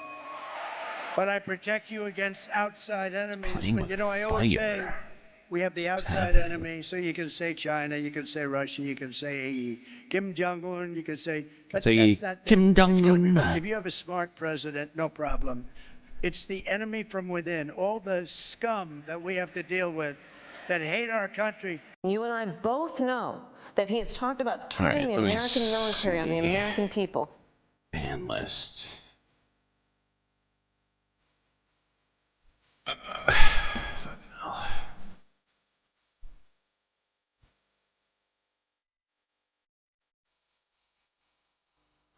the kind of generals Hitler had. An 11th hour bombshell report from the Atlantic Jeffrey Goldberg, quoting Trump touting the loyalty of Hitler's generals and reporting that Trump complained about picking up the tab for a fallen U.S. soldier's funeral, calling her an effing Mexican. All right, well, let's start with Hitler's generals.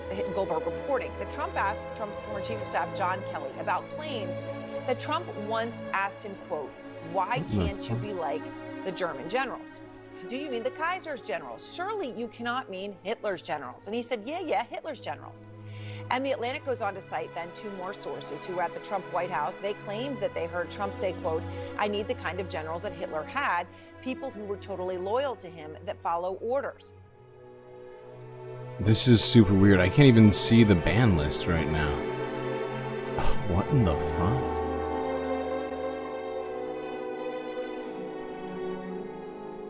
Hold on.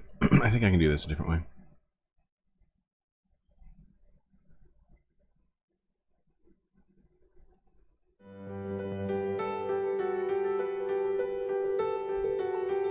Alright, I'm gonna switch it again here. Back to the live stream, I guess we'll go to for what, like MSNBC or something, I guess. I think I have one open already. Oh, CBC. Let's go to CBC. CBC seems fine. I don't even want to hear from the American media right now. Not one time. The rest of the day.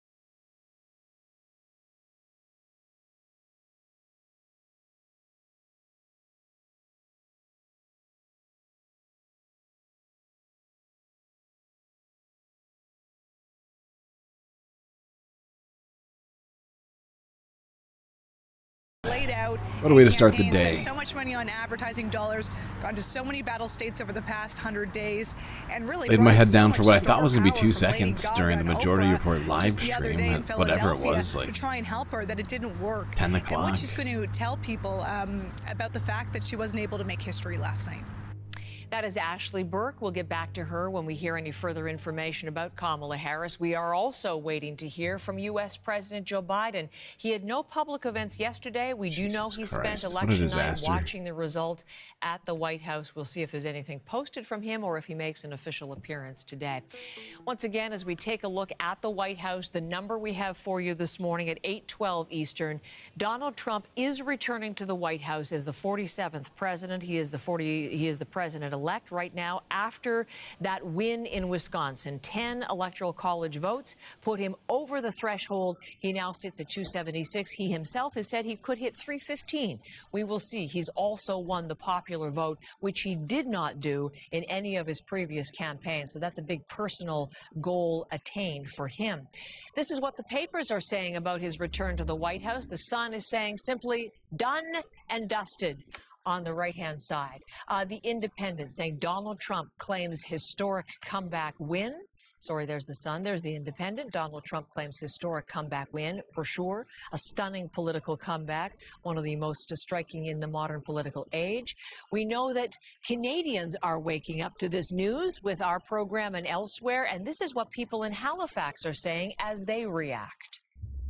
I'm actually lost for words. I don't actually know what to say because I'm very surprised that Trump won again. Hilarious. Given his past. What did Democrats do wrong? They crashed the economy? That's hilarious. Happy.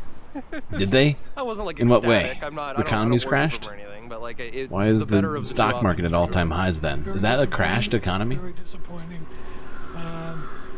Makes you wonder what's going on in the U.S. of A.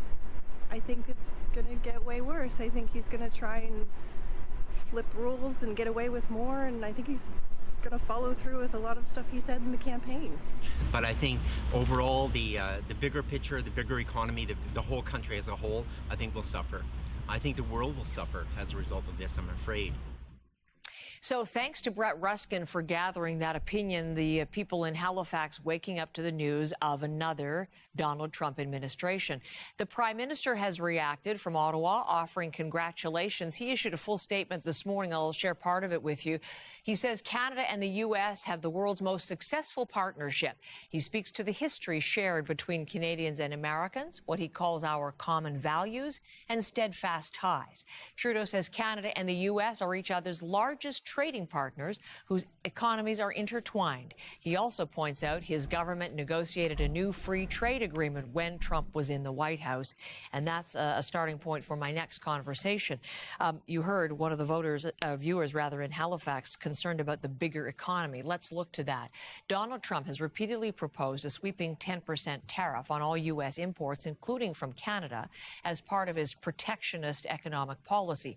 Ottawa is already bracing for a potentially damaging trade dispute, review of NAFTA, the second NAFTA, the new NAFTA. He's also threatened to use tariffs as a punitive measure. Just on Monday of this week, he warned Canada, Mexico, and China could face, in his words, large-scale tariffs if those countries don't stop fentanyl from entering the United States. So let's bring in Anis Hidari. Thank you for coming in, tracking the economic angle of all of this. What do we watch for? How could this affect things? Well, when we are talking about these tariffs, those are You get to see more SCOTUS appointments. Yeah. They've been talking about how they have that all sort of Trump imposes those on planned out. They would pay, and we've talked about this a lot over the past few months. What he is threatening. What is it? Thomas and Alito, who probably are going to drop down, like drop out, or whatever you call it, step down. Would have to pay for that. Is it Alito? Ostensibly, they're not going to want no. to. So they wait, would who's the other oldest one? So they buy their own domestic products instead, and that would be devastating to the Canadian economy in a lot of ways. As you know, we heard from the Prime Minister even in that statement. Our economies are very intertwined. Most of what we sell goes to the United States. If they stop buying it because it's become more expensive, that will, yes, make things more expensive for Americans, at least in the short or medium term. But it's pretty bad for us. The flip side, though, is we don't really know where Trump will impose these tariffs at first. He talks about 10% across the board. But, for example, he may not impose a 10% tariff on oil and gas, which is also something that we produce in conjunction with the United States, that we send there. But then there is also the new NAFTA, CUMSA, whatever abbreviation you use, that comes into play as well. Even if tariffs don't happen, if this is bluster from Donald Trump, he's already renegotiated NAFTA with us once. And there are some real pain points there between the United States and Canada that Canadian economic watchers are certainly looking at. This is such a landslide. Is one of them. Trump has spoken repeatedly about 16 million less votes than Joe Biden got in 2020. 5 million votes less for Trump than he got in 2020. That's 20 plus million votes less. Will that come up if and when NAFTA gets renegotiated? It's practically 10% of the American populace. That the United States gets that kind of certainly 10% of the American voting demographic. Really has the potential to impact every aspect of our economy if Trump is threatening these kind of blanket policies. We have heard projections that it could cut 5% from our GDP. That would be hefty. It's 5%. Might sound like, oh, it's just the GST. It's pretty big. Canadians would feel that pain if it happens. But there's a lot of ifs. Lots of talks about getting exemptions from those for Canada under that trade agreement, which, as you say, up for review in 2026. So this is definitely a story in the near term for Canadians. What about immediate impact? What are you seeing on the market? So right as we saw Trump really start to take the lead last night, the U.S. dollar started to surge. That brought the Canadian dollar down. Nothing that is going to affect your vacation plans or businesses buying and selling a lot of money right now, but you can definitely see the graphs go for the U.S. dollar and in the other direction for the Canadian dollar as Trump was taking power, probably because people are looking at the markets and saying, okay, Trump is about to cut taxes in the U.S. If he fills his promises, he is going to really take a protectionist stance in terms of his rhetoric for the United States. So people are wanting to put their money into that currency. And when we look at futures, the markets haven't opened yet. The Dow Jones looks like it's creeping up. NASDAQ looks like it's creeping up. Even the TSX futures are creeping up because ostensibly investors they're not just creeping up, they're up. Are coming. Trump may be good for business. They are up right now. Let me see, the NASDAQ futures are up nearly 2%, or 1.5% right now. But it was notable that as Trump started to 1.7, markets started to creep up. S&P futures up 2.2, Dow Jones futures up 3%. I mean, those are not small margins. Trump has talked a lot about Bitcoin. He said that he wants the U.S. to be the crypto capital, and Bitcoin hit record highs as Trump started to take the lead last night, and it's still going up there. So you'll have a lot to watch today, too. Yeah, there's a lot of Give Trump a chance and shut the fun trap. Anise, thank you. Give him a chance. What are you talking about? Thank you, Anise. He's been in the limelight, political limelight specifically, for 10 years. He was president for 4 years. You didn't give him a chance. Cabinet ministers, they met yesterday, of course, but they'll be back for I've heard plenty. Any reaction from and whether or not any of us like it, unless there's something that we're all missing right now, he's going to be president. So what do you mean, give him a chance? What's that supposed to mean? Anise just laid out there when dealing with a second Trump administration. Janice McGregor is in our parliamentary bureau in Ottawa. This new NAFTA. Can't hear me over the music. 2026. In a music is loud. That's fair. From Angus Reid, more people, 40% of respondents, said Pierre Poilievre would be best situated, best positioned as prime minister of this country to deal with a Trump presidency. And only a quarter of the respondents in that poll said it would be Justin Trudeau. And he said none of them, well, so I should say that a quarter of them, respondents, said neither of the two men are up for the job. Musk paid off illegals. Well, he didn't pay off illegals, but he did pay off actual voters, which is technically in court right now. Heather, is that I almost forgot about all that. To an election of our own in the next Jesus year, Christ. I think you now have to put that question you raise as perhaps a front burner consideration for Canadian voters. If this is the relationship that's more important than almost anything else, for fuck's sake, would be best to be at the wheel. Was he a new baseball pitcher? What could be another very chaotic Seriously. 4 years of the second Trump administration.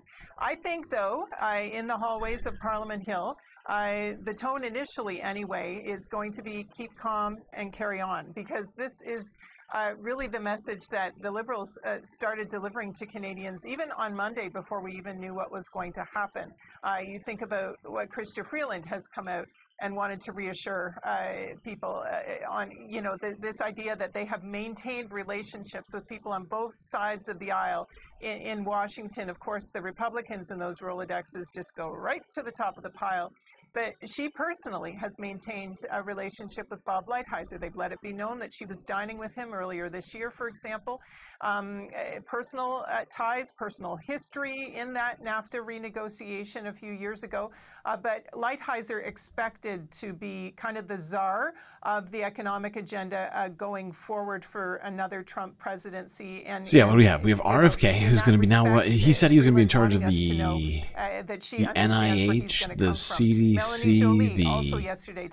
HHS, foreign ministers will continue to the USDA. Elon Musk is going to have a supposed government efficiency. He's going to be a government efficiency czar.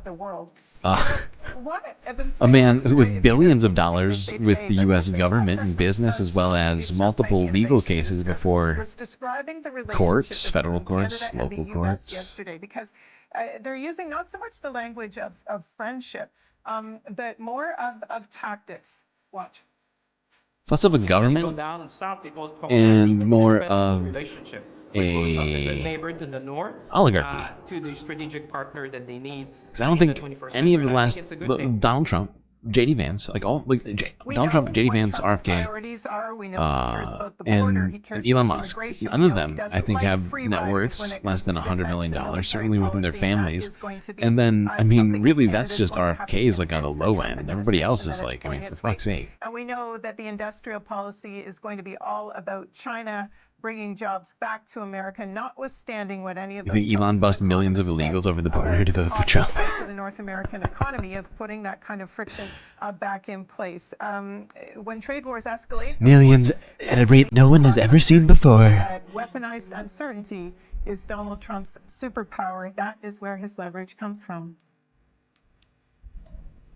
I think the administration is going to use the possibility of a USMCA renegotiation to weaponize any of these issues and to sort of put negotiating partners on the back foot. So that was Todd Tucker. He is Director of Industrial Policy and Trade with Roosevelt Forward in Washington, D.C. And yes, he is warning that Canada should expect a hostile reaction if it isn't prepared to get in line with what the Trump administration wants. So this is a new reality Ottawa wakes up to today, and we will see how they audition for the job of being the ones to respond to it. Thank you, Janice. Janice McGregor with more on the Canadian perception of all of this. Janice is in Ottawa, of course. Donald Trump has thumbed his nose at the establishment, has reshaped the Republican Party in his own image, and further polarized an already divided country. Our chief correspondent, Adrian Arsenault, this morning takes a look at the campaign that brought us to this moment. Donald Trump began his campaign with baggage.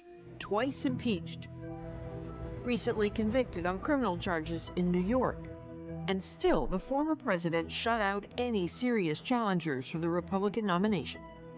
At first, it looked like a rematch against President We can play that game.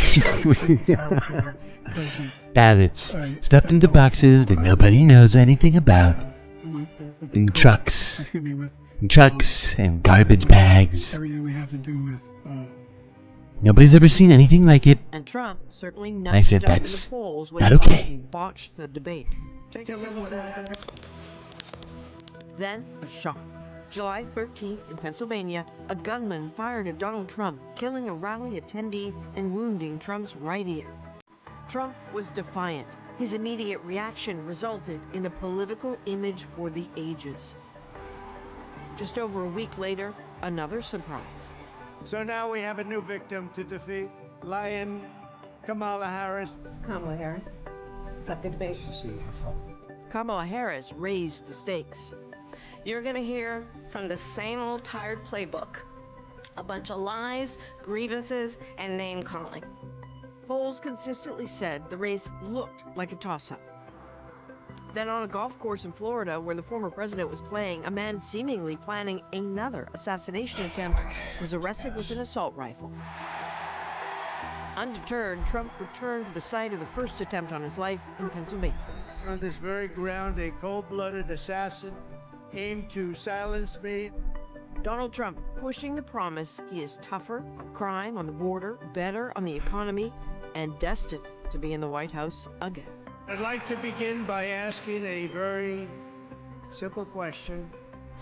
Are you better off now than you were 4 years ago? And that closing argument seemed to be the one that convinced voters, because the economy, we know from the exit polling so far, was really what drove voters out and why the majority voted for Donald Trump. He has won the popular vote as well as winning the Electoral College. He will be the President of the United States with Inauguration Day on January the 20th. Let's take you next to North Dakota. Now, that's a state that was never in doubt. It's deep red, and it's a border state. It overwhelmingly voted for Donald Trump. Ian Fraze has been there to cover the election for us. He's in Fargo, North Dakota. Ian, speaking to you yesterday on voting day, I'm really interested to know about the voters to whom you've been speaking this morning with Donald Trump victorious. What is their reaction? How did he connect with the voters there? Good morning, Heather. People here are happy. This is North Dakota, a small Midwestern state with a population of around 780,000 people, around the size of Winnipeg. And they often feel forgotten about, like the rest of the United States doesn't care about them. And they don't feel that's right. They feel North Dakota has a lot going for it. Here in downtown Fargo, where I am, it's a beautiful place. The state itself is a major agricultural hub and a major energy producer. And they want to be respected as such. I spoke to a political scientist who says that, you know, people here feel the Republican Party, and now Donald Trump is their defender, someone who can protect their rural way of life. And that's why they keep voting for Republicans again and again. I was at an election party last night with Republicans where I spoke to a Trump supporter, Ken Tanner. He and others acknowledged that, hey, Trump's inflammatory rhetoric isn't for everyone, but they like his policies. And more people in North Dakota are willing to admit that, hey, they like the guy. Take a listen. People are getting braver. Trump supporters are getting braver and braver and braver. Used to be you had to kind of like hold your head down for someone was going to hit you with something, but not so much anymore. Everybody's getting braver. So overall, from him and others, it's more about the policies rather than the person. And, you know, if he can, you know, protect North Dakotans' way of life, that will be go a long way for people here. Something else interesting, Heather, that was on the ballot, a question of legalizing recreational cannabis. That ballot measure, though, was narrowly defeated by 52% of voters. So recreational cannabis will not be an option, or will continue to not be an option here in North Dakota. Back to you.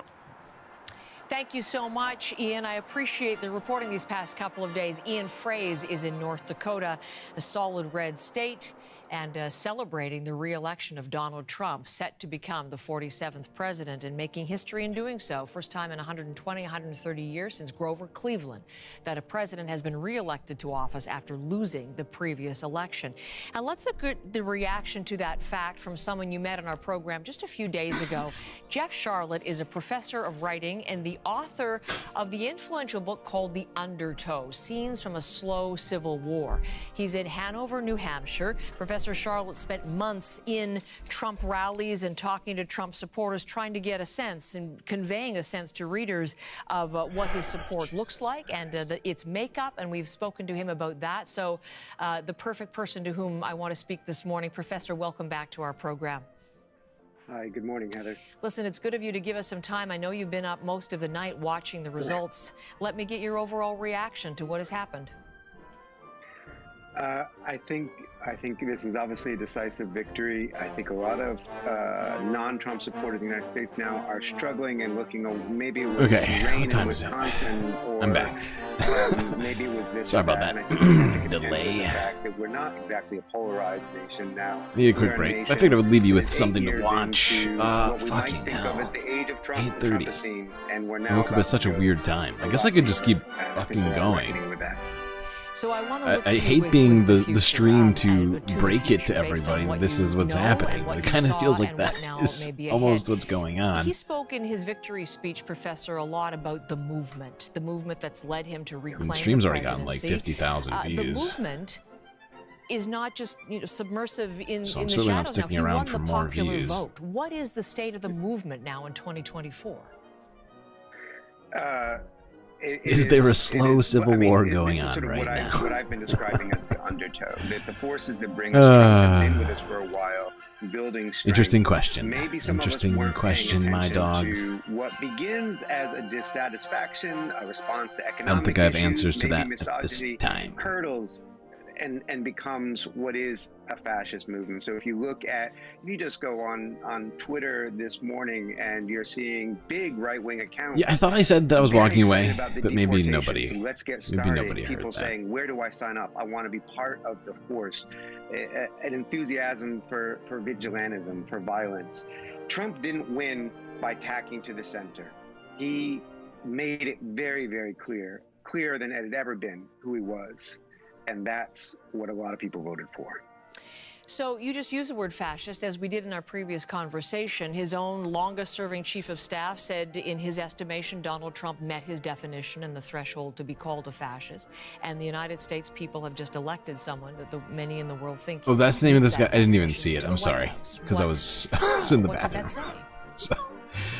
So, yeah, I missed that. It says that I think it's I was worth focused on other recognizing it's what's happening in the United States, and for Canadian viewers, this is a global fascist movement. We see this turn toward various forms of right-wing authoritarianism, not just in the United States, but in the various other countries. You know, the Trump of Brazil, the Trump of these various countries, and you have your own right-wing movement. I think we have to understand the right word turn that Trump is a part of, the wave that he is riding, as a response to a lot of fear and a retreat into the strongman politics more familiar to us from the 20th century.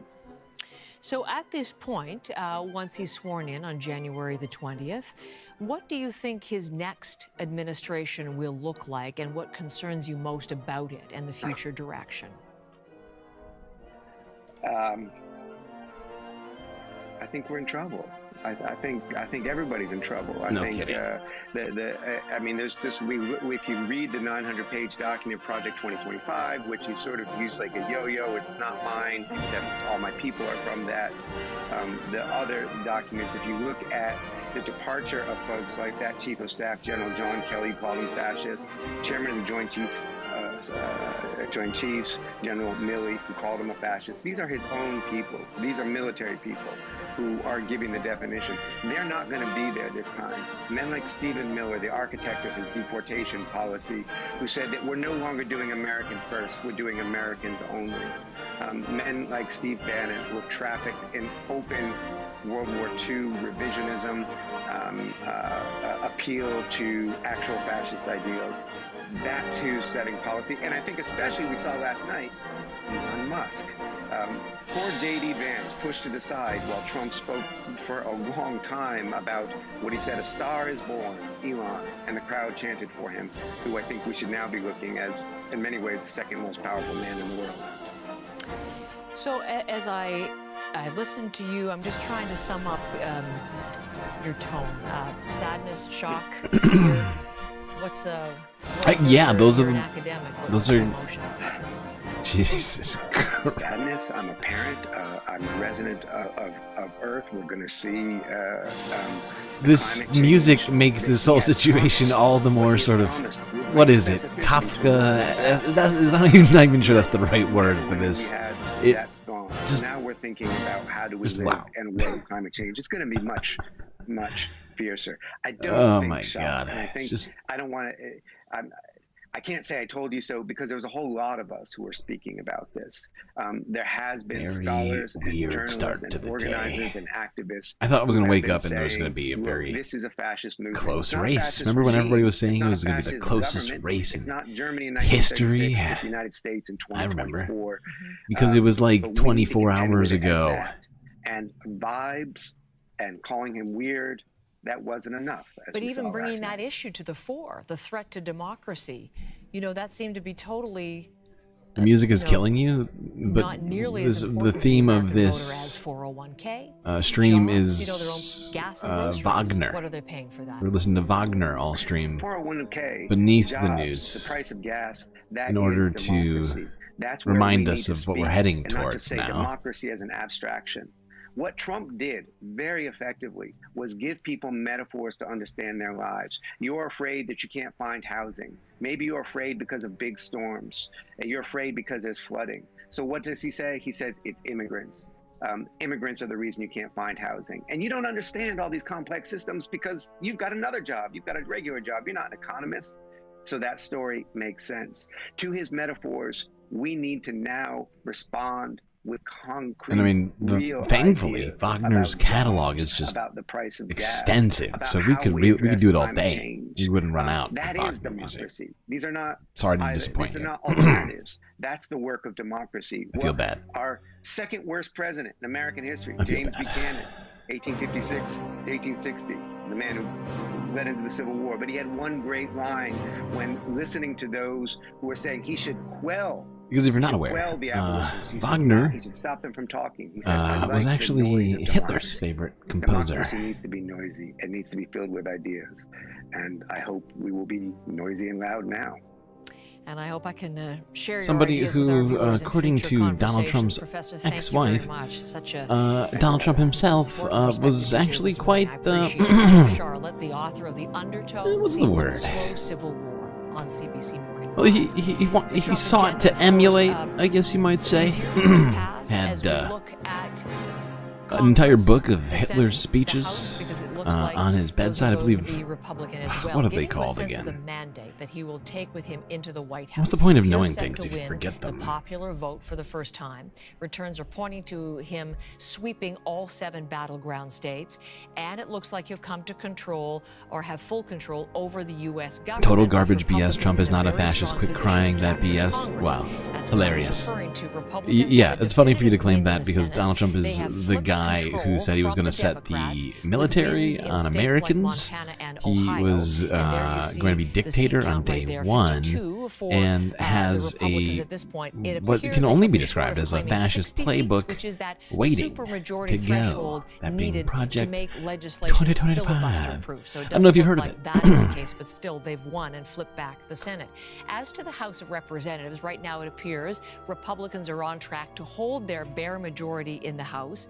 So if he has both the House and the Senate, it will make it easier for a Trump administration to pass legislation. And let's bring in Karen Pauls from Washington with that part of the story. If both the House and the Senate are Republican, what does that mean, in effect, Karen, for Trump and his agenda? You know, Heather, this is an enormous advantage to the president-elect. As you said, Congress is the main lawmaking body of the U.S. The House can initiate budget bills and proceedings to impeach a president. The Senate has the power to confirm presidential appointees, including Supreme Court justices. A complete united Republican government would give Donald Trump untethered power to pursue his priority policies, which is why he celebrated that in his speech a few hours ago. America has given us an unprecedented and powerful mandate. We have taken back control of the Senate. Wow. The Senate races in Montana, Nevada, Texas, Ohio, Michigan, Wisconsin, the great Commonwealth of Pennsylvania, were all won by the MAGA movement. You have some great senators and some great new senators, and it also looks like we'll be keeping control of the House of Representatives. Now, if that happens, it's sweeping power. Can't even blame the Electoral College this time? No, it cannot be blamed. Overhauling the federal government. He's already said. I thought we'd have days of talking about electoral stuff, essentially, but it doesn't seem like it. I mean, we'll certainly be talking about this, but not in the same way I thought. Republicans could also enact a nationwide ban on abortion and commit significant money to Trump's promise of deporting millions of undocumented migrants. And on the issue of the Supreme Court, Trump could have an opportunity to appoint 2 more justices, which would increase his influence over the courts and cement the conservative leaning of the court for decades. And he can also roll back many of the programs of the last 4 years under Democratic rule, turn his campaign promises into action, and leave a lasting mark on the country. Now, the control of the House of Representatives is still not a done deal, like you said, because there are still so many close races. It could take days or even a week to call it. But if the Democrats want to slow Trump's agenda, they'll likely have to persuade other Republicans to oppose him. Karen, thank you very much. Karen Poles from our bureau in Washington, as we look at the legislative branch as well, looks to be under total Republican control. We'll bring you the final numbers as the House of Representatives determines as the count continues. Pennsylvania is where we turn our focus next, the biggest of those 7 battleground states. 19 electoral college votes, and many expected the count would take some time. But the call, in fact, came early this morning. Pennsylvania had fallen for Donald Trump. Let's look at the current results. Nearly 97% of the ballots counted have come in now, and Donald Trump has won more than 3.4 million votes. So that translates into almost 51%. Kamala Harris is about 156,000 votes behind, 48%. So that means that the state of Pennsylvania went to Donald Trump, and with it, the 19 electoral college votes. Our next location, rather appropriate as saw we this talk whole about thing the wrong. future We live in a of bubble. America and American I don't know if democracy. we Steve Futterman saw is right this in whole front of thing wrong. Independence I mean, Hall, where it all began, where the founders if you were gathered for watching the this Declaration channel, of we Independence were and the US pleading for a Constitution number to of debate and things sign that. to The city happen where in a Kamala way. Harris held I her mean, at some final point, I just kind rally of of gave the up on it, campaign but with I a mean, big for quite a motive, while, we freedom. were going over it. Steve, And good morning. 12 I'm days glad ago, I to put have on a you as part video of our saying, coverage today because you know, Pennsylvania, would it be the that this tipping was point? essentially Ended up being headed this way. Wisconsin. Donald Trump But was what in the happened lead in 12 days ago. Pennsylvania? And for a short period of time, Kamala had a more salient path to victory for like a week and a half, 2 weeks maybe. Since I posted that first video, since I'm not first video, but I posted that video 12 days ago, the margins improved for Kamala, but as you can see, that did not even come to pass in any way, not even close to what we were looking at in terms of like where it was at on election day, right? Because we were looking at election day was Kamala winning with multiple paths to victory, with Iowa supposedly being in the equation, but that fell pretty early on. In other words, people who are making last-minute decisions are going more for Kamala Harris, and they were right. The problem was, as the exit polls showed, that very few, relatively few people. I'm sorry, I didn't mean to like personally attack you. It was not in any way intended to be like that. I was just sort of riffing off of things that I saw in here because I mean, that's how I do. And yeah, I mean, the fact is the media was kind of living in something of a bubble. I think everybody was trying to be positive about a situation that kept deteriorating, at least in front of my eyes. Like directly after, in September 10th, which was the day of the debate, you know, Kamala was up nationally like 3 points. A week later, she was up 4.5 points with like a dozen paths to victory. And in that time, no second debate, and no pivoting from Joe Biden. And we watched these statistics just tumble And I had been saying it, that she needed to embrace the more activist base. She needed to take some sort of stance. She needed to pivot from Joe Biden because of how fucking unpopular he is with a 40% popularity rating right now. But none of that ever happened. None of it ever came to fruition. And instead, they're the worst.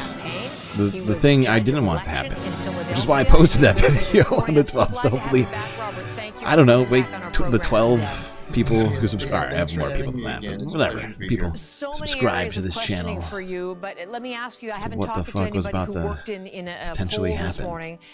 Everything And go okay? Smoothly? the There were bomb fucking threats crazy in thing is certain the spots, but how electoral did map things go that in I your had poll? worked out 12 days I ago saw that. I'm in Northeast had Philadelphia, Trump and winning we by didn't have that kind of threat almost like the they did exact in same some of the numbers. center city He had minority areas in the Hispanic 381 area, in my and, count. Right now it's at I didn't have that in 377. Northeast. I have a polling place that Right, she needs to move to the left, and instead of moving to the left, went instead of well. embracing more The turnout popular was opinions great. I have and about things like 600 that, registered voters things that in the activists and other division, people and I get live in the behind same and get division, riled up and I for, run that polling place. she embraced people like Liz Counting Cheney the mail-in ballots, and Bill probably Clinton, about 500 of the 600 showed up, Hillary Clinton. either by mail or in person. And Okay, so they're that not the best people that went for, smoothly, and the outcome you know, was what you'd hoped. making Not so in the actual case for election. Let's change, swing to making the that. case for Take me progress. through last night. And many of us As were you critical watched of what this was at the time. happening, and what were you experiencing as you watched the numbers come in and then watched But continued to Donald hope Trump that turn it? she would find a message that Oh gosh, I was resonated, experiencing a lot of emotions going. I mean, I that would get people out there to vote, but clearly that didn't. 16 million less than 2020. And it's not like the voting base got smaller. White House, and so it's a more profound disappointment in my fellow countrymen. I can't believe where we are today. I think for them it wasn't so much existential about our government, our democracy. It was more about inflation and immigration. The things that he hammered over and over again seemed to resonate with a lot of people. It's almost like he says exactly what these disaffected and alienated and people who are tired of both parties want to hear, whether it's true or not. And in my view, everything that comes out of his mouth is a lie. So people are but it's exactly what people want to hear. But it's interesting, from the Democratic side of things, often you heard from Kamala Harris, this is not who we are. But he won the popular vote. So it is who the majority of Americans are. Yeah, of course nobody likes Liz. Who likes Liz Cheney? If it had been the reverse, there would be all kinds of challenges. I don't expect to see that. If he won the popular vote, she lost her seat for a reason. In what was it, Wyoming, right? I mean, she lost her seat to a literal nobody, to like somebody with. I mean, we talked about that. I mean, nobody likes Liz Cheney. And now it's creeping into power. The Supreme Court. Whoever said that was the plan. Now it's taken over let's win over the 7 disaffected Trump voters. The right-wing movement, and Liz Cheney crowd. I mean, this is the way it's happened 100 years ago in Europe. And people who are like, we like war crimes, but we don't like racism. It's like, okay, you're really splitting. It's really splitting here in terms of who you're shooting for. Political science. Not sure how big that group is. It's so disheartening, especially number one, I've been involved with Latino outreach for a long time, and now I went from 20 years ago being like the face of Hispanic Republican outreach in Pennsylvania, and now I was the face of Republican voters against Trump, and it wasn't me that changed. And so the party's changed dramatically. That, like I said, I don't even call it a party anymore. Call it a movement, a far-right ultra-nationalist movement, and it's taking over. With the Supreme Court, the U.S. Senate, and if I haven't seen the latest numbers on control of the House yet this morning, but if they control the House, the Republicans are leading there as well. They'll have control, it looks like, of both sides of both houses of Congress. So I'm curious. I have a couple of things. Number one, where then is your political home now? Well, it's like leftover. I would say I'm still a Liz Cheney Republican, so I'm going to be left over here in sort of ushered out of the side. I don't know what's going to happen next, but I'm still Republican, and I would call myself a Liz Cheney Republican. Okay. And I don't have so in other words, I don't really have a political home. Adam Kinzinger, these people were all and Liz Cheney were all removed from office systematically. Any opposition within the Republican Party seemed to be systematically removed, and that's what I'm seeing now. Let me ask you finally, I'd love to continue this on, but we're just about to the end of our hour. So I want to ask about you personally, because one of the things so striking in your story, you said your partner, your spouse, different. Are you crying? Because I suggested that people who are okay with people who say racist things are also racist. Oh, does that make you sad? Oh, no, you should go cry about it. Where are you as a family today? Well, we haven't talked about it yet, but I know that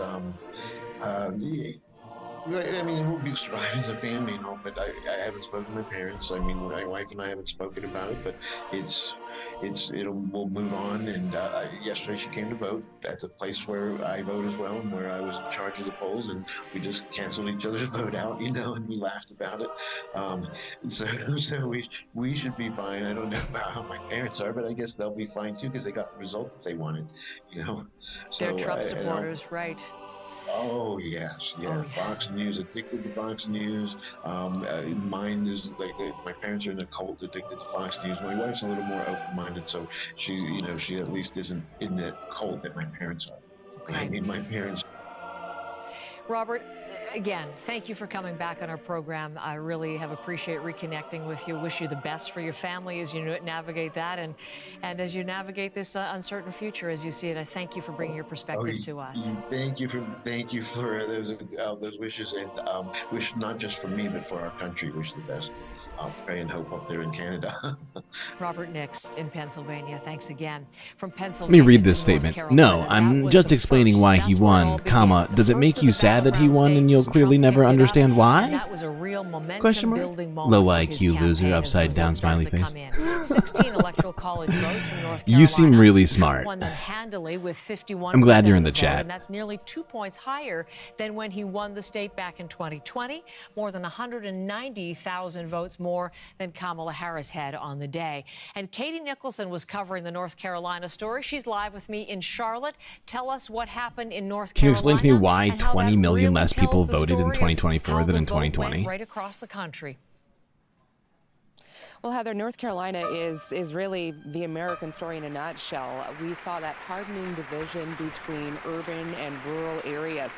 In the numbers last night, there were rural counties where Biden had made inroads in 2020 that flipped back to Trump. I'm thinking of Nash County, which Biden took by a very tiny margin, 50 to about 100 votes back in 2020. That is squarely a Trump by a double margin there. It is now a Republican county.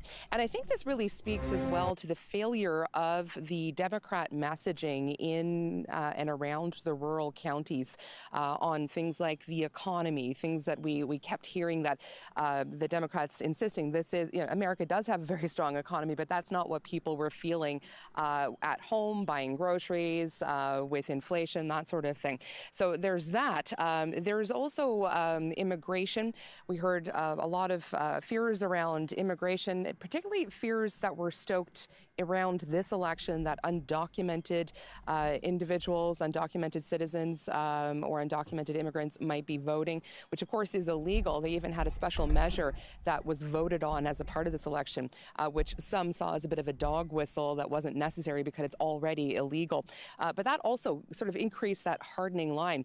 We saw the Democrats fail to get out and reach out to black male voters, and also they didn't, that Latino vote that they were hoping to really swing in also didn't quite materialize, even in the urban areas like Mecklenburg County where we are. Oh, that's easy. You couldn't fake it this time. There are a couple of other things at play here. So you're still contesting the previous election, but you accept this one. It's hilarious. Those were already robust. As if it would be harder but some of the things that for Democrats to steal an election when they're in power than when they're out of power. You see the problem with your logic there, big wrinkle brain? The federal response was not robust enough. Now, that's despite the Democrat governor here saying absolutely it was, and we heard from people that how thankful they they were, but there was this misinformation around that that FEMA had failed a lot of people, and a lot of people believed that, and that sort of galvanized them to vote.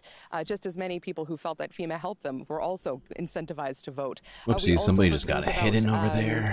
This idea that Watch there might out. be conscription introduced because if there's a Democrat in the White House, that means that America is going to go to war.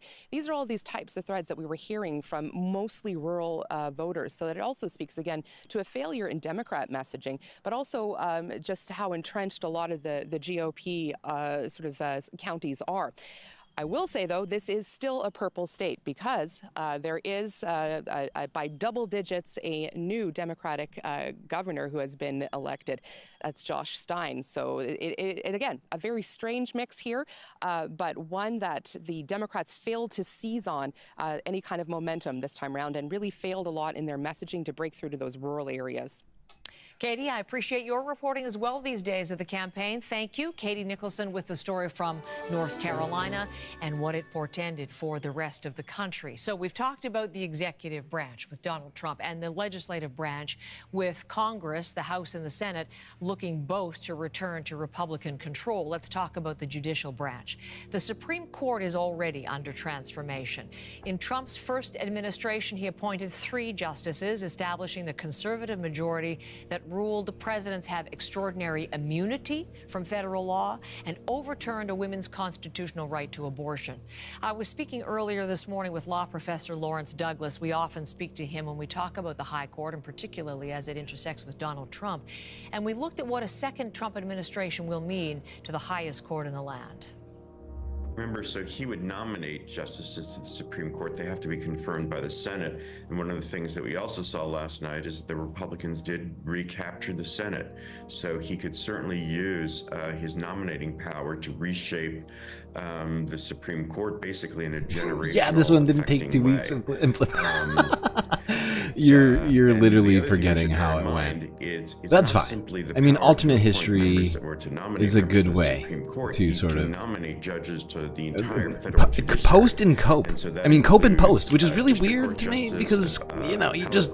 I'm saying that you all won the election here. So for you to be coping right now about a previous election is very weird to me. Do you see why it would be weird to me? His first term in president, into his first presidency, some of his federal judicial appointments were basically, you know, perfectly responsible jurists. Other of them, however, were really kind of out-of-line loyalists, and that is something we should all really be concerned about, the way he could completely reshape the federal judiciary from the bottom to the top.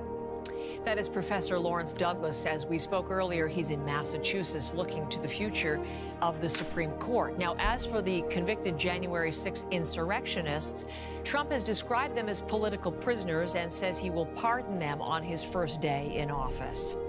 So let us look, first of all, at the White House. If you're joining us again, it's just weird to me that people such as yourself want to continue to try and rewrite history from 4 years ago. And you can see 276 right now, electoral college votes, right? Because I mean, we could play the same game.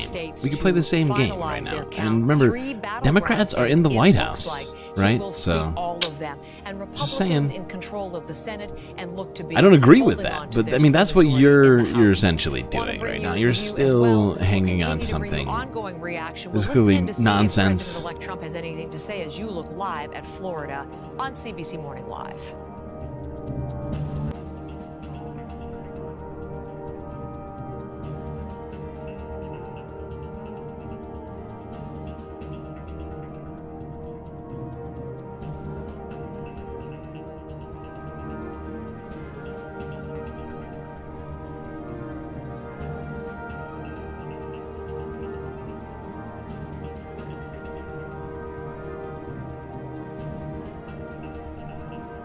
You asked LOL. I'm just that's your response? I mean, that's not a response what I just said, right? Because the opposite of what you're saying happened, right? Because Kamala was in the lead going into, I don't know, what was it, 10:30, right? And then it flipped. And then flipped.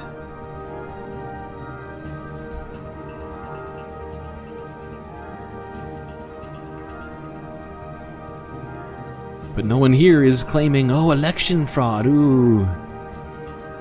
Just you still. About an election from 4 years ago, by the way. Good morning. It's Wednesday, November 6th. I'm Heather Hiscox. If you're just joining us, we are seeing history today. Donald Trump will be the next U.S. president. He has secured enough votes to win the White House this morning. Americans, Canadians, people all around the world are waking up to that breaking news and to Donald Trump's promise of profound change. Let us look at the numbers. Donald Trump with, right now, 276 Electoral College votes. That's 6 more than the threshold necessary, the 270 he needs. But it does appear he's on path for a bigger victory. He himself has said he expects around 315.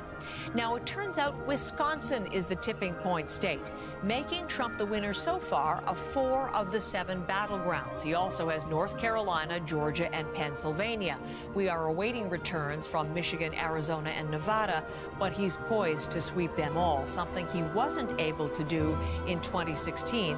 And he's winning the popular vote as well, which he also didn't do. The call from CBC News and from major U.S. media outlets came this morning at 5:34 a.m. Eastern. By that time, Donald Trump had already declared himself the winner. Okay. Well, we've gone for like 3 hours. Trump appearing triumphant as he walked Feels out to like his a good election time night to party. He will become take a the leader break of the at the world's very most least. powerful nation So, for a second time. let's He's the think. first former president in the modern era to be think elected we'll go- again after losing an election. Trump's history-making political comeback is marked by a breakthrough in voter support. He appears to have won the popular vote for the very first time. There are I might actually other end the firsts show. as well. It's so, He like, will be the first so fucking late. twice impeached I feel like we've already president to be covered reelected. everything that He needs will to be be the covered first at this person time until convicted in a criminal court and found I liable don't know in until I civil figure court to be elected. anything else and out. he is I'm still gonna have to, facing you know. federal charges in the attempt to overturn the 2020 election and the January 6th attack on Congress, the very seat of American democracy. Until anything else comes out, I don't know what else is left to say about this. His mandate appears stronger than his first one from 2016. He'll be governing with a wider coalition of Americans who voted for his pledge of prosperity and deep tax cuts. We overcame obstacles that nobody thought possible, and it is now clear that we've achieved the most incredible political thing. Look what happened. Is this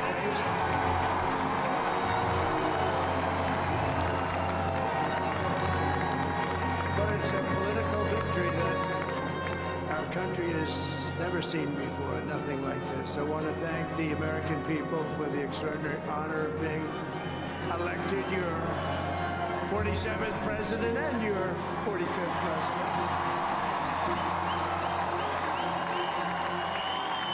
And every citizen, I will fight for you, for your family, and your future. Every single day, I will be fighting for you, and with every... I'll probably be doing another live stream tonight. What is it, Wednesday? I will not rest until we have delivered the strong, safe, Let me and think. prosperous America that our children deserve and that you deserve. This will... Yeah, sometime later today, I'll do another live stream. Pretty sure. And, yeah. I mean, I hope everybody has a good day from here on, but this is the direction of our country. Men and women, rural and urban, and we had them all helping us tonight. When you think, I mean, I was looking at it, I was watching it. They had some great analysis of the people that voted for us. Nobody's ever seen anything like that.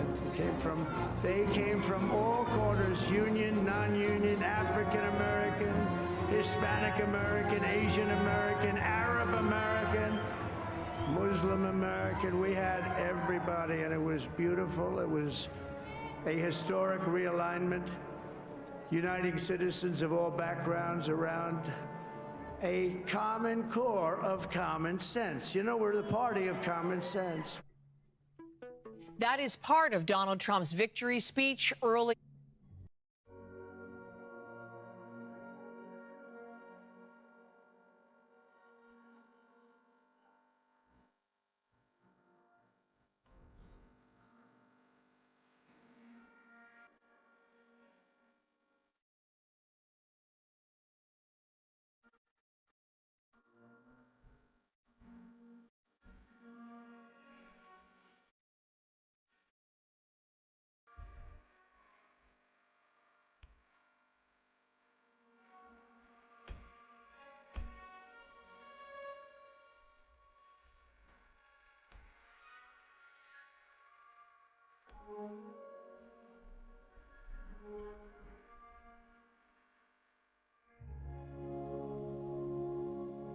can't forget this.